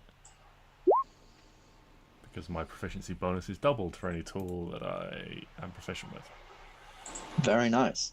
So, all right, Felix, describe to me how this cage comes together. What do you imagine this? How do you imagine you casting Okay. fabricate with all these trees and things around, and how does it look? So, amongst all this preparation, I spend some time using mold earth to try and excavate down, because it says it'll do like a 5-foot cube of loose dirt. So I imagine I can use that a few times and get like a sizable hole. I don't want to make it too big, but I want to make like a reasonable sized hole for the cage to sit in. Okay, yeah. Then I want to, look at the surrounding trees and just kind of like picture sort of like all the pieces in my mind. It's almost like it's like that thing from The Hangover where he's just visualizing all the numbers except for Felix. It's like bits of wood and like joints and those sorts of things. So when I cast this spell, like these trees are just like stripped down into logs and things like that, and so it creates like a 4-sided cage, but a 6-sided cage, but in a hole in the ground. So only the top side is exposed to us. The rest is like exposed to earthen walls around it. So even if Ponsky did break out or like try it, so Ponsky couldn't. So the sides are there basically to prevent him trying to dig through the walls. So the only way he could realistically go is up, and then we can like take some like big trees or anything like that and just lay it on top to like, or like a lot of like branches with leaves and stuff to sort of like cover over visually so he can't see us, and it will potentially help muffle sound and stuff afterwards as well. Okay, that actually sounds pretty cool. So you all just watch Felix sort of, spend some time sort of thinking and with all these, materials that Kaiman's brought him and all of your advice, and eventually just sort of raises his arms and begins almost like a sort of like earthbender from Avatar, just sort of pulling bits of dirt across and away. And then once the space is formed, he almost raises his arms and the trees around you bend to his magical ability and just begin almost stripping themselves of wood, and the wooden piece and the sort of wooden pieces strip themselves into long wooden planks, and they place themselves in place, and these screws and nails that Kaiman have created just push themselves into place ever so neatly and gently as this all just sort of starts to piece together, until eventually you have a very, very suitable cage in the ground with lots of large pieces of leaves and twigs and branches and things like that to be able to cover it over if you need to. Ponsky, it even has like a hinge and like a lock, or like a bolt on it for you to be able to drop down and go into. And at the end of this, Ponsky steps down into it, and he wolfs up. So you see him just sort of like basically grab his shoulder, undress first, grab shoulder, tears away his form to become this large werewolf, and he just sort of looks at you. That was very impressive. All right, lock me up. I'm going to try and get mad. Kind of jabs at the wall and scratches it. No, come on, Ponsky. You're mad. And he starts just basically like charging the 4 walls and then trying to leap up, because you do realize he has quite a ferocious leap as a werewolf. And he tries to leap up and he just keeps like on his head. Nothing. I'm gonna give him 3 rolls here. Well, actually, here's what I'm gonna do. I'm gonna give him 4 rolls, and these are gonna be compared to 4 rolls, and these are going to be compared to you guys' checks to see whether he can make it out. This is just straight up strength checks. So first of all, that was a 9. Second of all, was a 17. So what was the first roll? Oramis is 12, so that fails against that. Never We've got the without vengeance and the dragon. them. Never without them. That fails against that. So 17 passes against Glyndan's nature, and 11 fails against the wisdom check, and a 19 just fails against your thing. Yeah, so he spends a good sort of hour, like a full hour, just scratching at the walls and trying to escape and scratching above and leaping up, trying to pull his way out with the sort of like bars at the top, and basically just a lot of leaping and trying to bash through the sort of like gate door that's at the top, and he can't do it. And given your idea of with the leaves over the top and everything like that, it does manage to muffle the sound a little. You think that maybe that's reduced the sound from being very, very loud to, very, very loud so that people, within a 300, plus foot area might hear it, to now maybe like 100 feet, which, given Nasir's thing of no one comes in this area, might be quite beneficial. And yeah, you think you've successfully created a bloody damn good cage for him to... You think you've created a perfectly good werewolf-proof cage. That's... I'm just like trying to wave it out like a dog. Yeah. I'm just like spinning it, and it's just going like... Yeah, you watch as Carmen pulls out his what do you call those things? Yeah, that like spinny thing where you like spin it and there's the ball attached to the wood, and it just spins back and forth, and he's doing it to like a rhythm. And I mean, I don't think it doesn't really affect him very much, but he's certainly a little entertained afterwards. So yeah, good job. You've created a werewolf-proof cage in the ground of this jungle. Everyone make me a perception check. Do you want me to make perception checks for the boats as well, Ben?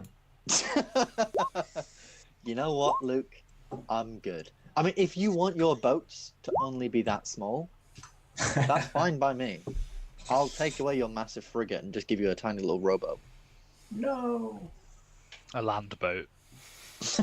Land boat. Oramis invents the car. It'll be like in Age of Empires when you get the car. Put in the cheat code for car.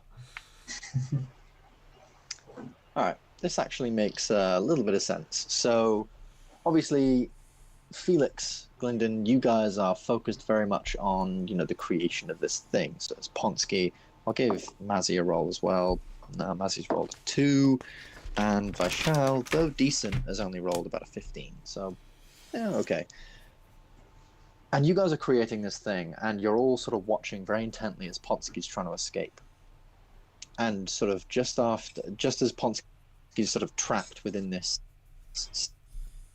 space, Kaiman, you begin to hear rustling from the trees around you. Particularly, notably up along the ridge, up above you. At first, you don't think it's anything, but then it becomes too rhythmic, too centralized, for it to be anything other than something approaching.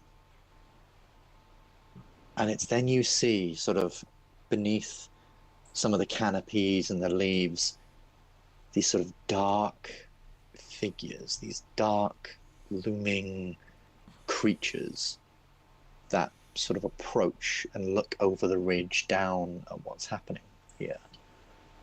They themselves keep very, very quiet, but you notice them. They don't think you've noticed them noticing you, but you certainly see them. They are these, like, very, very large black panthers that have 6 legs, sort of 2 front legs and 4 sort of front legs and 2 hind legs.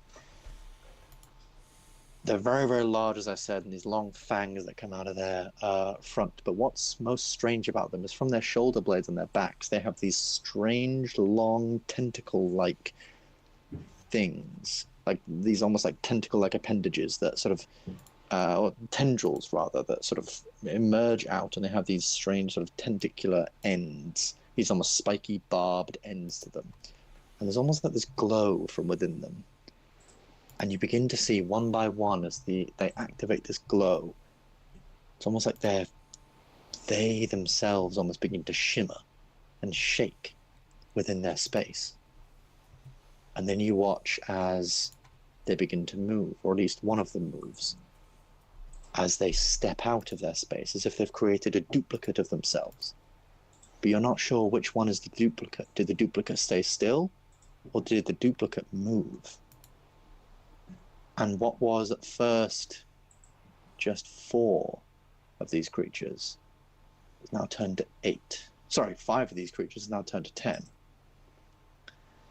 And they are deadly silent. Deadly, deadly silent as they do this. But you notice them, Hyman. What would you like to do?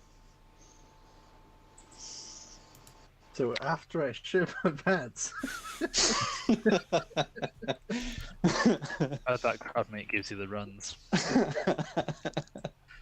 after I shit my pants, I don't know. I'll just move over and sit by someone who I don't know. Okay.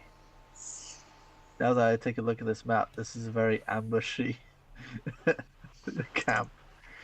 I believe.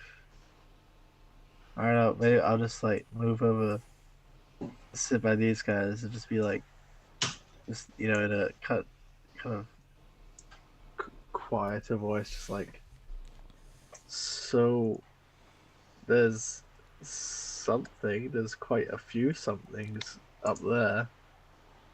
Oh wait, can you guys hear me? There we go. Yes.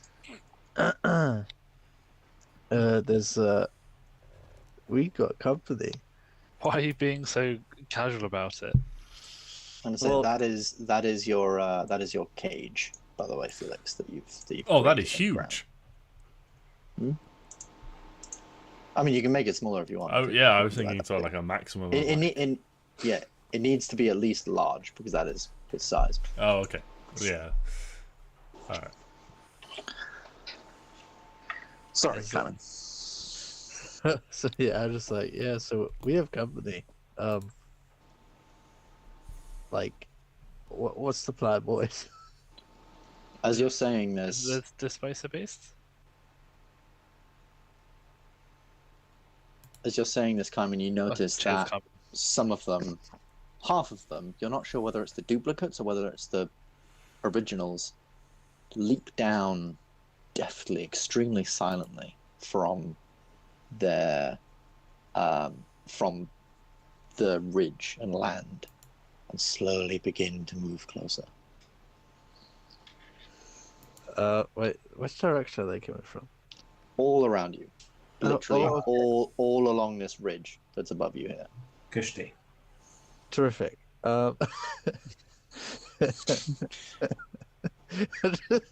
So I continue to shit myself. I was gonna like approach them, but they're coming from everywhere. So Bashar's just like, oh, what's that smell?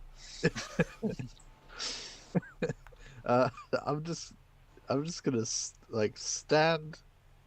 I don't know. We're pretty screwed. I like how casual you're being about it. Well, it happens. I wonder if I can get in the cage. It's probably safer. These things are ugly. Whatever God made them did it just after creating drugs. So, Ben, can we?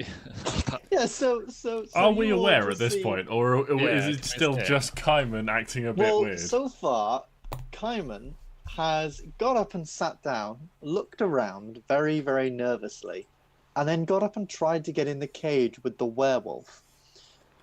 The currently locked cage that he's trying to sort of bust out of. He's still in the middle of trying to proper proof test it. Everyone can make me another perception check. I thought he said this stuff approaching though. Yeah. Okay. Yeah, if you've seen them, you turn around, I don't and really you know can the now see. names. Let me just No, grab. no. Let me just grab these fuzzy little boys. Fuzzy little nightmares. Good God. My babies. Oh, that's good. They do not look as appetizing as a crab. So can we see? We can see the projection and the actual original, but obviously we can't tell which one's which because they. Yeah. I apologize. There are 6 in there. There's more than there should be. Should only be 5. There we go. Yeah. So you can see ones. So you can now look around and you can see these creatures, very, very powerful, standing very, very strong on the edge That's of the only ridge. 8, Ben. You had it right originally. Oh, did I? Yeah. I'm no divination wizard, but I see a lot of bonking in our future. Oh, at least buy me dinner first. Yes, so you now all see these things around you. Vishal and Mazzy sort of turn around, and suddenly just this tiger panther almost roar, just behind them. They don't attack as of yet. They just sort of stand there, very, very menacingly staring at you, Is there? and they are continuing to push slightly closer. Vishal sort of moves around there. Intimidating we could do to get them to back off. Yes, I would like to just look big, Look big. do a croc grumble. You said you were going for the cage, so you just start going for the cage, pulling at it, and then Ponsky's like, "What's going on? Why are you trying to get in? There's not going to be room for us both down here. It's kind of a You get out. one-werewolf cage." You get out. This is my cage now. No, don't you have magic? Aren't you a healer? You should. What is even down there? Dude, look Get your own around. damn cage. Use your bloody dog nose. You're meant to have more senses than we Oh. do. Yeah. Oh, guys, there's something bad out there. Oh gosh, I'm glad we got our 2 best on this. It's a fucking half werewolf, half man, and a half crocodile, half man talking to each other. I could make a dragon. Yeah, that could That work. might intimidate them. It's You not want a to- big dragon, but it might work. They are. It's not about the size; it's about how you use it. Alright, well, I'm gonna do that Oh. then, seeing as no one else How is tall doing are it. these? How tall are these trees, Ben? The trees, I would probably say your average one is about sort of 20 feet tall. Okay, so if I polymorphed into a giant ape, would my head stick out from above it? Giant ape, that's huge. No, you'd be at max about 15 feet tall. I'll polymorph into a giant ape. I will produce a Yeah, dragon. sure. So you all begin to do these things. So Glyndon, you polymorph into a giant ape. You'd have to move sort of like out here somewhere. To do that, you produce a dragon. Sure. Let me just grab yonder dragon.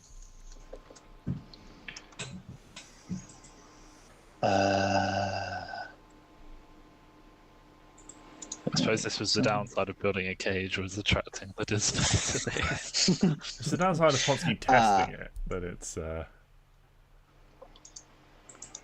So here is your dragon. Was it large or huge? large, unfortunately. Large. So I there was is your looking for- so there is your dragon, and you can place him as and where you would like to.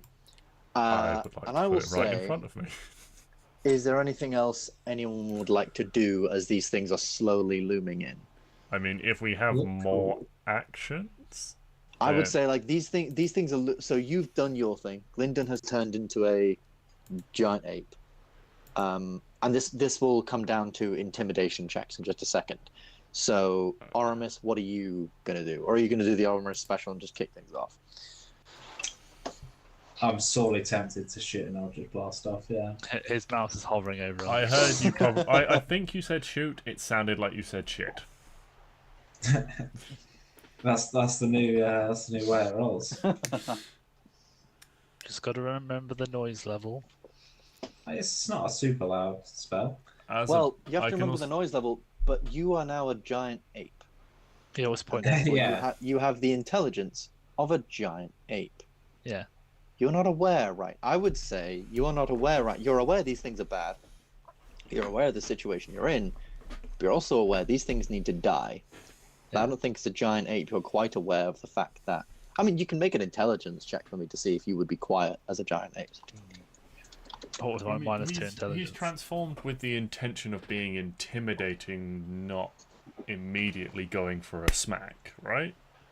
Some of that's got to sort of carry through. You don't Yeah, know- I you don't know guess my it would. business. Yeah, sorry, Aramis. What were you? So, what was your preparation in this? I mean, moment? yeah, I really just want to shoot someone.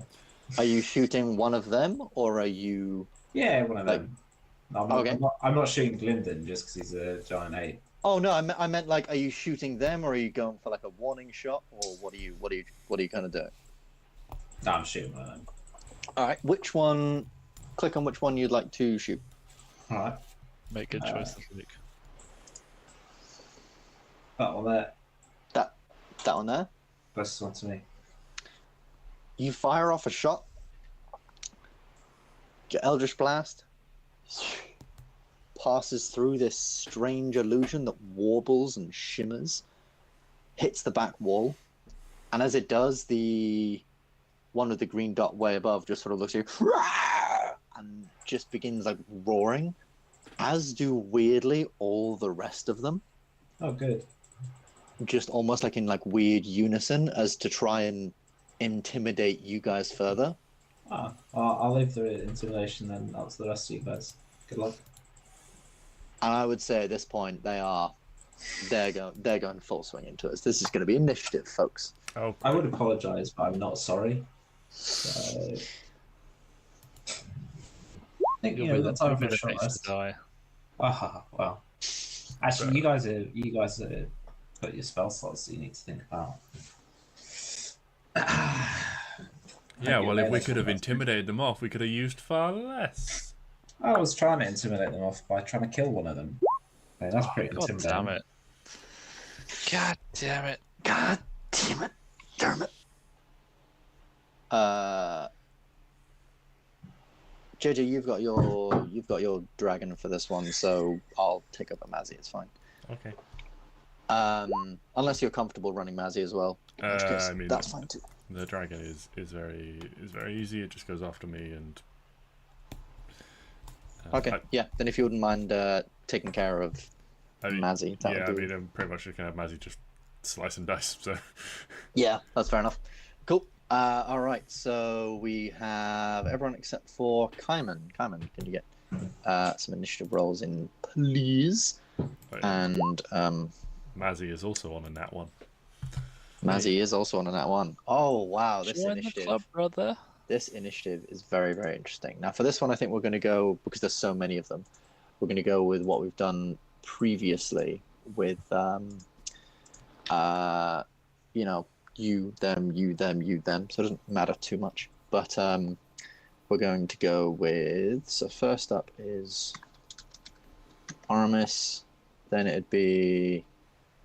Oh, God, Can I just clarify? We're still in the middle of the day, right?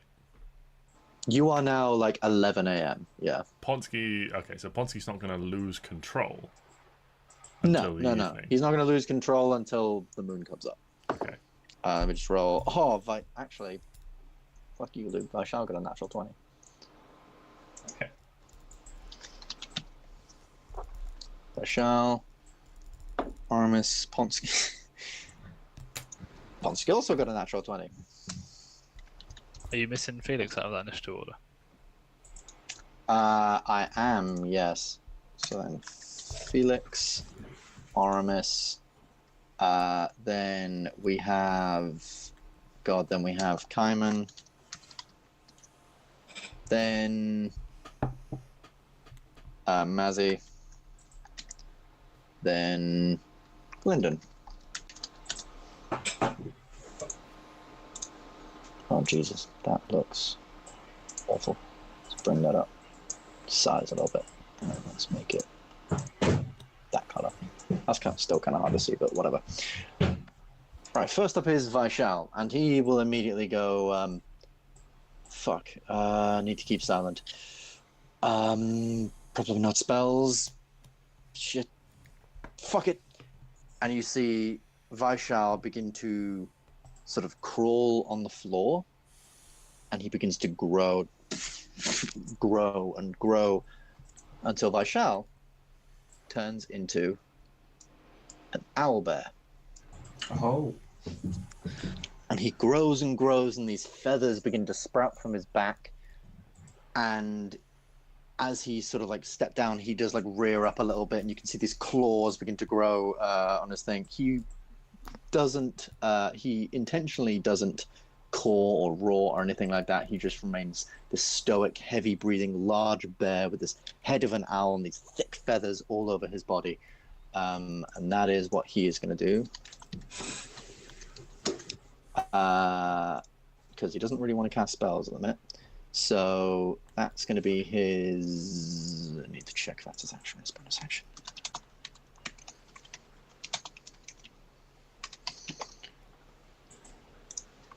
Is that his action or is that his bonus action? That is his action, sadly. So that's his action. Then first up is going to be these guys. So this one here is going to look at you, Mr. Giant Ape. And this guy here, this red one, is just going to look at the Giant Ape and try and leap on top of you.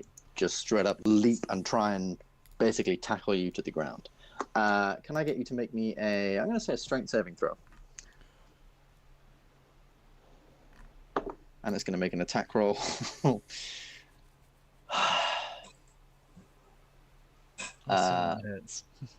Yeah, that was a natural 20 on the Displacer Beast hit. Would you say strength saving throw? Yes, please. 13, I think. Cool, 13. So that is sadly, I believe, according to his DC, going to be sadly that's going to be a fail. So you watch as this Displacer Beast leaps up, claws the giant ape while roaring and rearing, lands on top of it and slams it to the ground. That's actually its movement and bonus action because it can pounce. And that attack is going to deal some amount of... That was it a claw attack? So 2d6, 2, 3, plus 9, 13, 19, plus an extra... That'll be 22 points of slashing damage. And then it gets to make... That was its bonus action. Now it gets to make another 3 attacks on you. You say 22, yeah? Yes, please. Yeah. Let me just do a con save real quick. So Yeah. see if I'm still an ape. Which I have a feeling I won't be. It's 11. 11? Yeah. The DC is 11 for... DC 11, that's what I'm saying. Yeah. I've failed. Fuck me. What's the point in... I don't think I've rolled above a 10 today. So Glyndon just gets slammed down by this Displacer Beast onto the ground. And as he sort of like comes down, he suddenly goes back into his regular form. And this Displacer Beast, I'm going to say in the middle of where your thing was here. This Displacer Beast is still on top of you. And so that was going to be a 12 to hit you. Miss. Oh, it has advantage, sorry, because you're prone. Nope, still a 12 to hit you. That's with this bite, and then 2 claw attacks. It's going to be a 15. Just misses. Just misses, and a 21. 21 hits, yeah. 21 hits, so that is 12 points of slashing damage. Ow. You are now prone, and this massive thing is on top of you. And also then he's going to use his bonus... no, he's used his bonus action, never mind. You now know which one is the right one. The one on top of Gylndan. Ponsky's turn. Ponsky is going to try and bust out of the thing. I needed to get his token up, I apologize. Werewolf. Werewolf, werewolf, werewolf. Where indeed, Wolf? Where is indeed Wolf? Sponsky uses pretty much all of his movement to escape this, because he has to open it up, get up. He can actually jump quite far, so he still has 20 feet of movement left. So he jumps up, looks around, sees Glyndon in trouble. 5, 10, 15. He's going to get to here and just make a bunch of attacks against this guy. That hits. That definitely hits. And that also hits. I'm just going to use the average damages for Ponsky because that's just so much easier. Ponsky, where's your stat block? There's your stat block. So that is 9 plus 9, 18 plus 27 damage. 3 hits, 27 damage. Nice. Ponsky just leaps up at this thing, bites it on the neck, and then just slashes into its sides. Then blue. Felix, you're up next, so just have a think about what you would like to do. Blue, this thing just sort of begins to square up to this dragon, just like roaring against it. And this thing is also going to try and leap down here and try and pounce sort of over this large bushel thing and on top of the dragon. So can the dragon make me an strength saving throw, please? Yeah. That's a 22 from the dragon. 22. The dragon sort of looks up and uses its tail to just whip this Displacer Beast aside. The Displacer Beast does not land on the dragon, it lands here. It's then going to do something quite interesting. It moves into the space of the illusion. And you watch as they almost for a second meld together. Like the illusion and it become one. And then it moves out of the space again. And you're not sure which one moved out of the space. The original or the duplicate. As this one comes out of the space. And now, because you're not sure which one it is, gets advantage. It's going to make 3 attacks against the dragon. So that's 19 AC. 19 AC. So the first one's a hit. The second one is a fail. And the third one's a fail. So just the bite attack hits. Displacer Beast. That is 2D. Have I got every single... Yeah, there we go. 7, 10, plus 4, 14 points of piercing damage. And this dragon is grappled. As this Displacer Beast bites into it. Okay. Felix, it is now your go. Is there any sort of check I can make to determine whether or not any, like, if I can tell which one is which? It would be your bonus action. I don't want to use my bonus action. I'm just gonna. I want to use Fair that enough. for my blade song to do that. So I'm gonna do that, and then I'm going to cast a firebolt at the one on the left here. One on the left there. Yeah. Alrighty. Rolled hit. I will say, actually, with these two, you did notice that was the one that was attacking. So I should make that more specific. You did notice that was the one that has your thing grappled. Okay. So you know that's the right one. Fireball. 25. 25 definitely hits. Okay. Good thing you didn't miss that in a big jungle. 13 damage. 13 damage. Yep. Okay. Then, since I know which one is which, 5, 10, 15, I will come up and make one melee attack as well. 26. Yeah, 26 definitely hits. And that is 10 damage. 10 damage. Nice. Anything else? I'm actually just going to stay here next to the dragon. Okie dokie. Cool. Next up would be green. Dragon? Green. Oh, yes, dragon, sorry. Cool. It's just going to use its breath weapon because it can hit the yellow one in front and the two blues. So they all need to make dex saves, 2d6 damage, half on success. Ooh. So the right blue fails. The left blue passes. So the real blue passes, and the orange one fails badly. Okay. 7 for the fails, 3 for the success. Cold damage. Nothing for the fails. Just they're not. And 7 Does anything happen for the to success.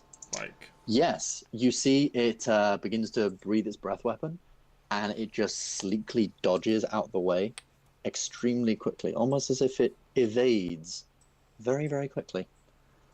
Because these are very, very quick panthers, and therefore can evade certain effects like that if they succeed. okay.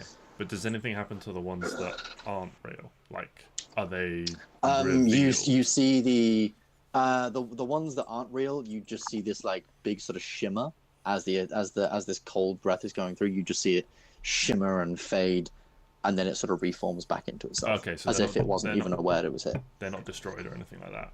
No. But that would they're not reveal destroyed. which ones they are. Yes, that would Okay. certainly reveal which ones they are. Cool, thank you. Cool. Next up, as I said, would be green. Green is going to... So you watch as this one jumps down, lands in its space, and it almost shimmers in its space for a second. And you watch as it sort of shimmers in its space. The duplicate disappears, and it's now just sort of almost like a blur. Almost like you're not entirely sure in its space where it's exactly standing, which one it's exactly looking at or moving to. And it's going to go for the massive meal. So it's going to go for 2 attacks on Ponsky and I think 1 attack on Oramis just here. So 2 attacks on Ponsky. That's I shall, not Ponsky. I shall, even. I know my NPCs. I'm so That's a natural 20 and a 2 on Vishal. And then against you, Oramis, that is 26. Wow. So a natural 20 on Vishal is that's 30 points of damage to Vishal. Which, if I know my Albers, doesn't get rid of him. But it certainly does a good bloody job. And then the one against you, Oramis, is just a claw attack. Just making that with the wrong dice. 4 plus 4, you take 8 points of slashing damage. So you watch as this thing leaps down, almost begins to shimmer in its space and almost blur itself. Then it bites Vishal on the sort of like side and then scratches up where it bit, and then uses its momentum to swing around then into you and just sort of like rakes at your chest with its massive, massive paws. Uncanny dodge. Uncanny dodge, yeah. Use your reaction. You managed to just dodge out of the way, meaning it's only a small nick. It is then your turn, Aramis. What would you like to do? Okay. Shadow Blade, this boy. Shadow Blade.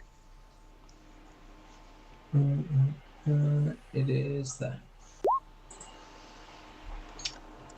Yes, 29 definitely hits. And actually, you would technically, because it's shimmering and blurring in its space, you would technically have disadvantage on this. But a 26 still hits, of course. So that's 7 points piercing damage, and you get sneak attack because you have an ally within 5 feet. Hey, nice. Nice. So that's 21 points of damage with that first hit, as you just sort of like sneakily go up against it and just slash up where you like the middle of all its shimmering heads, and you just slash up at it like rah!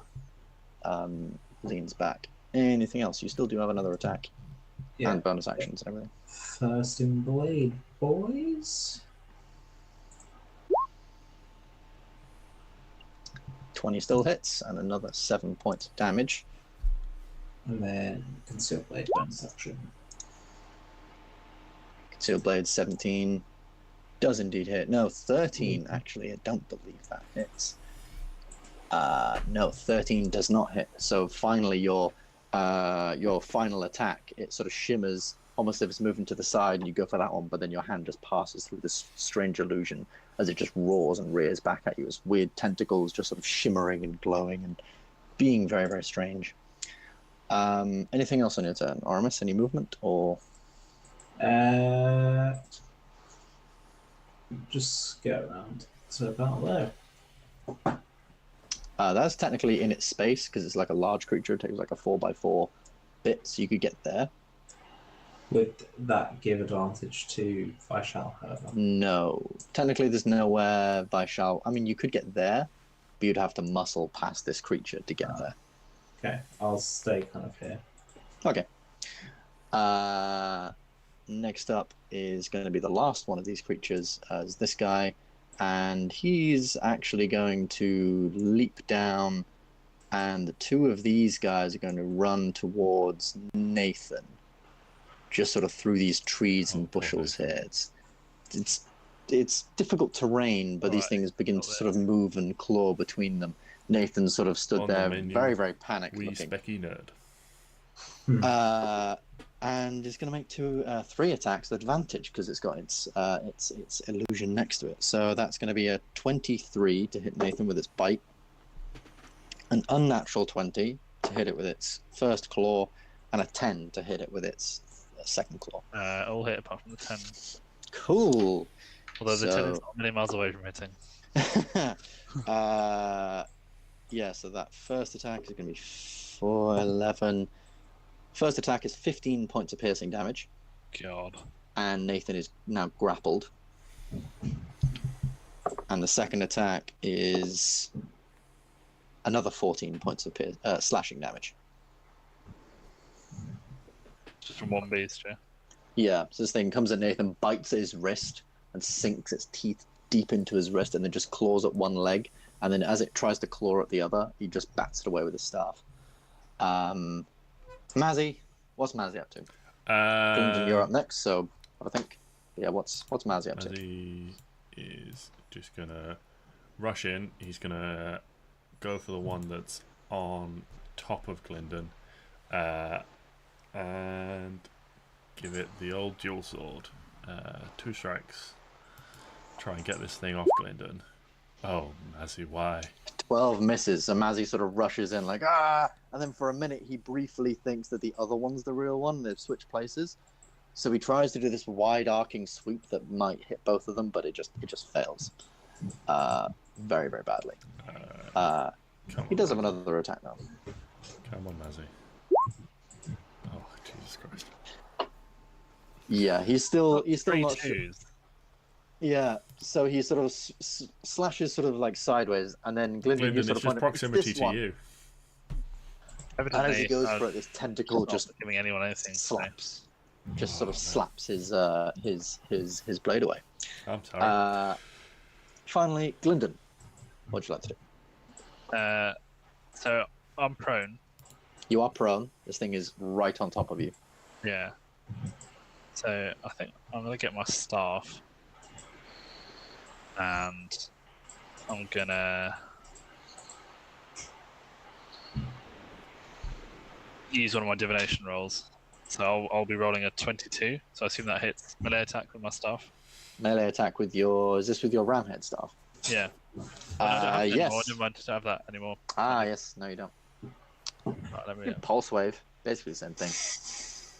yeah, but using my charges up. I was That is thinking true. about pulse wave, to be fair.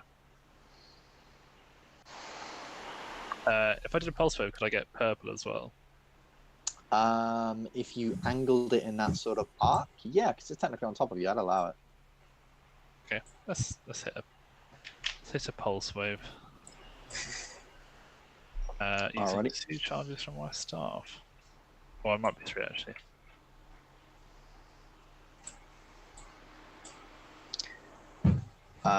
What saving throw is pulse wave? I believe it's Constitution. Yes. Alrighty. DC 19. So that's 2 for these boys. Well, actually, you pulse with your thing, and obviously, I mean, you can't. It's hard to see through the canopy, but this one here is an illusion. Turns out this one's the real one. Would it still hit this one? No, you wouldn't be able to hit that one. So you pulse. It's a 30-foot cone. 30-foot cone, and you're trying to angle it to hit both of the purples, are you? Yeah, I mean, I'm gonna say it hits because I want it to. I'll allow it. So that's a con save for red. That is a You got a massive fail. That's like a 7. visualize to actualize. And the other one, that is a... Is that a 6 or a 9? That That's sounds a more like 9. the mantra Doesn't of an really illusionist fucking wizard, matter, not a divination wizard. So that's 12. So both of them fail. So what happens with Pulse Wave? So they take 66 damage. Roll me 66 force They damage. either pull to me, 15 feet towards me, or push 15 feet away, and I'll let you guess which one I'm going to do.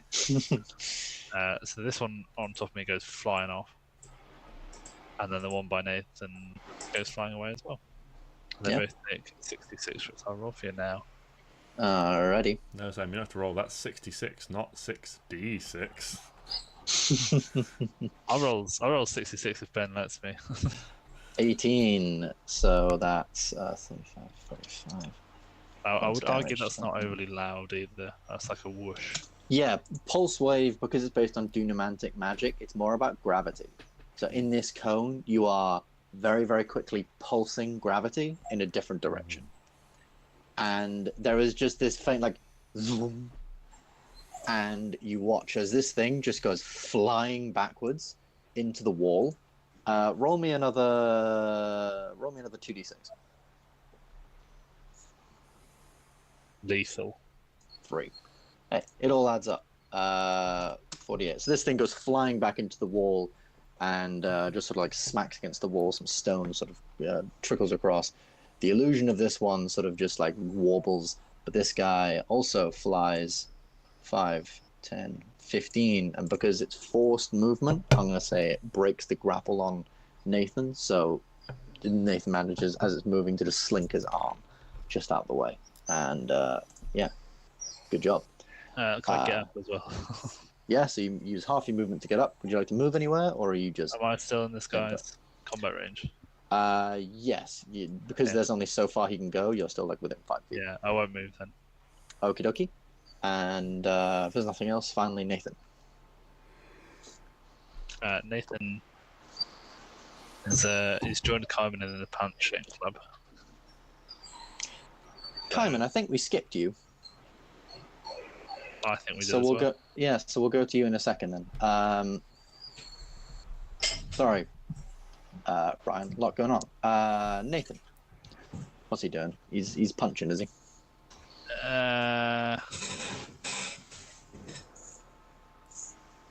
It will do a rare. Yeah. Oh yeah, dash marks of that one being a real one. You definitely recognise it. Rolled hit with a ray of frost. 23. Oh, pardon me. 20, 15 23 cold definitely damage. hits, yeah. 15 cold damage. And as he sort of turns around, he points his staff towards this thing, and this almost like ice goes from his hand up to the end of the staff, shoots out in this sort of cold ray. It hits this thing straight on the head, and its whole head just turns to ice, and it just flops to the ground. Like it gets hit, its whole head turns to ice, it flips around, and then just falls dead.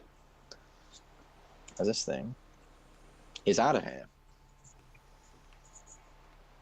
That means its illusion is too. It's a good job, Nathan. First kill. Nathan's Maybe gonna not then the he'll last. just retreat, make the circle tight. Cool. Cool. In which case, Kaiman, apologies for skipping your turn. What are you doing? There's shit in your pants. There's displacer beasts everywhere. I'm all out of shit. I came here to kick ass and take a shit, and I'm all out of shit. So it's time to kick some ass. Now I've already confused which one of these. This was the fake one. Yeah, this is the real one. You can physically see that one biting the dragon. Can I walk through here? Yeah, you'd have to. So what you have to do is you have to walk like around there, like around that big rock. But yeah, sure, you can. Yeah, you can walk through there. Say, because that's like a big tree. So yeah, you're walking sort of underneath the canopy of this big tree. Yeah. Go around there. I use Searing Might. So Searing Smite. spells this time. Searing Smite.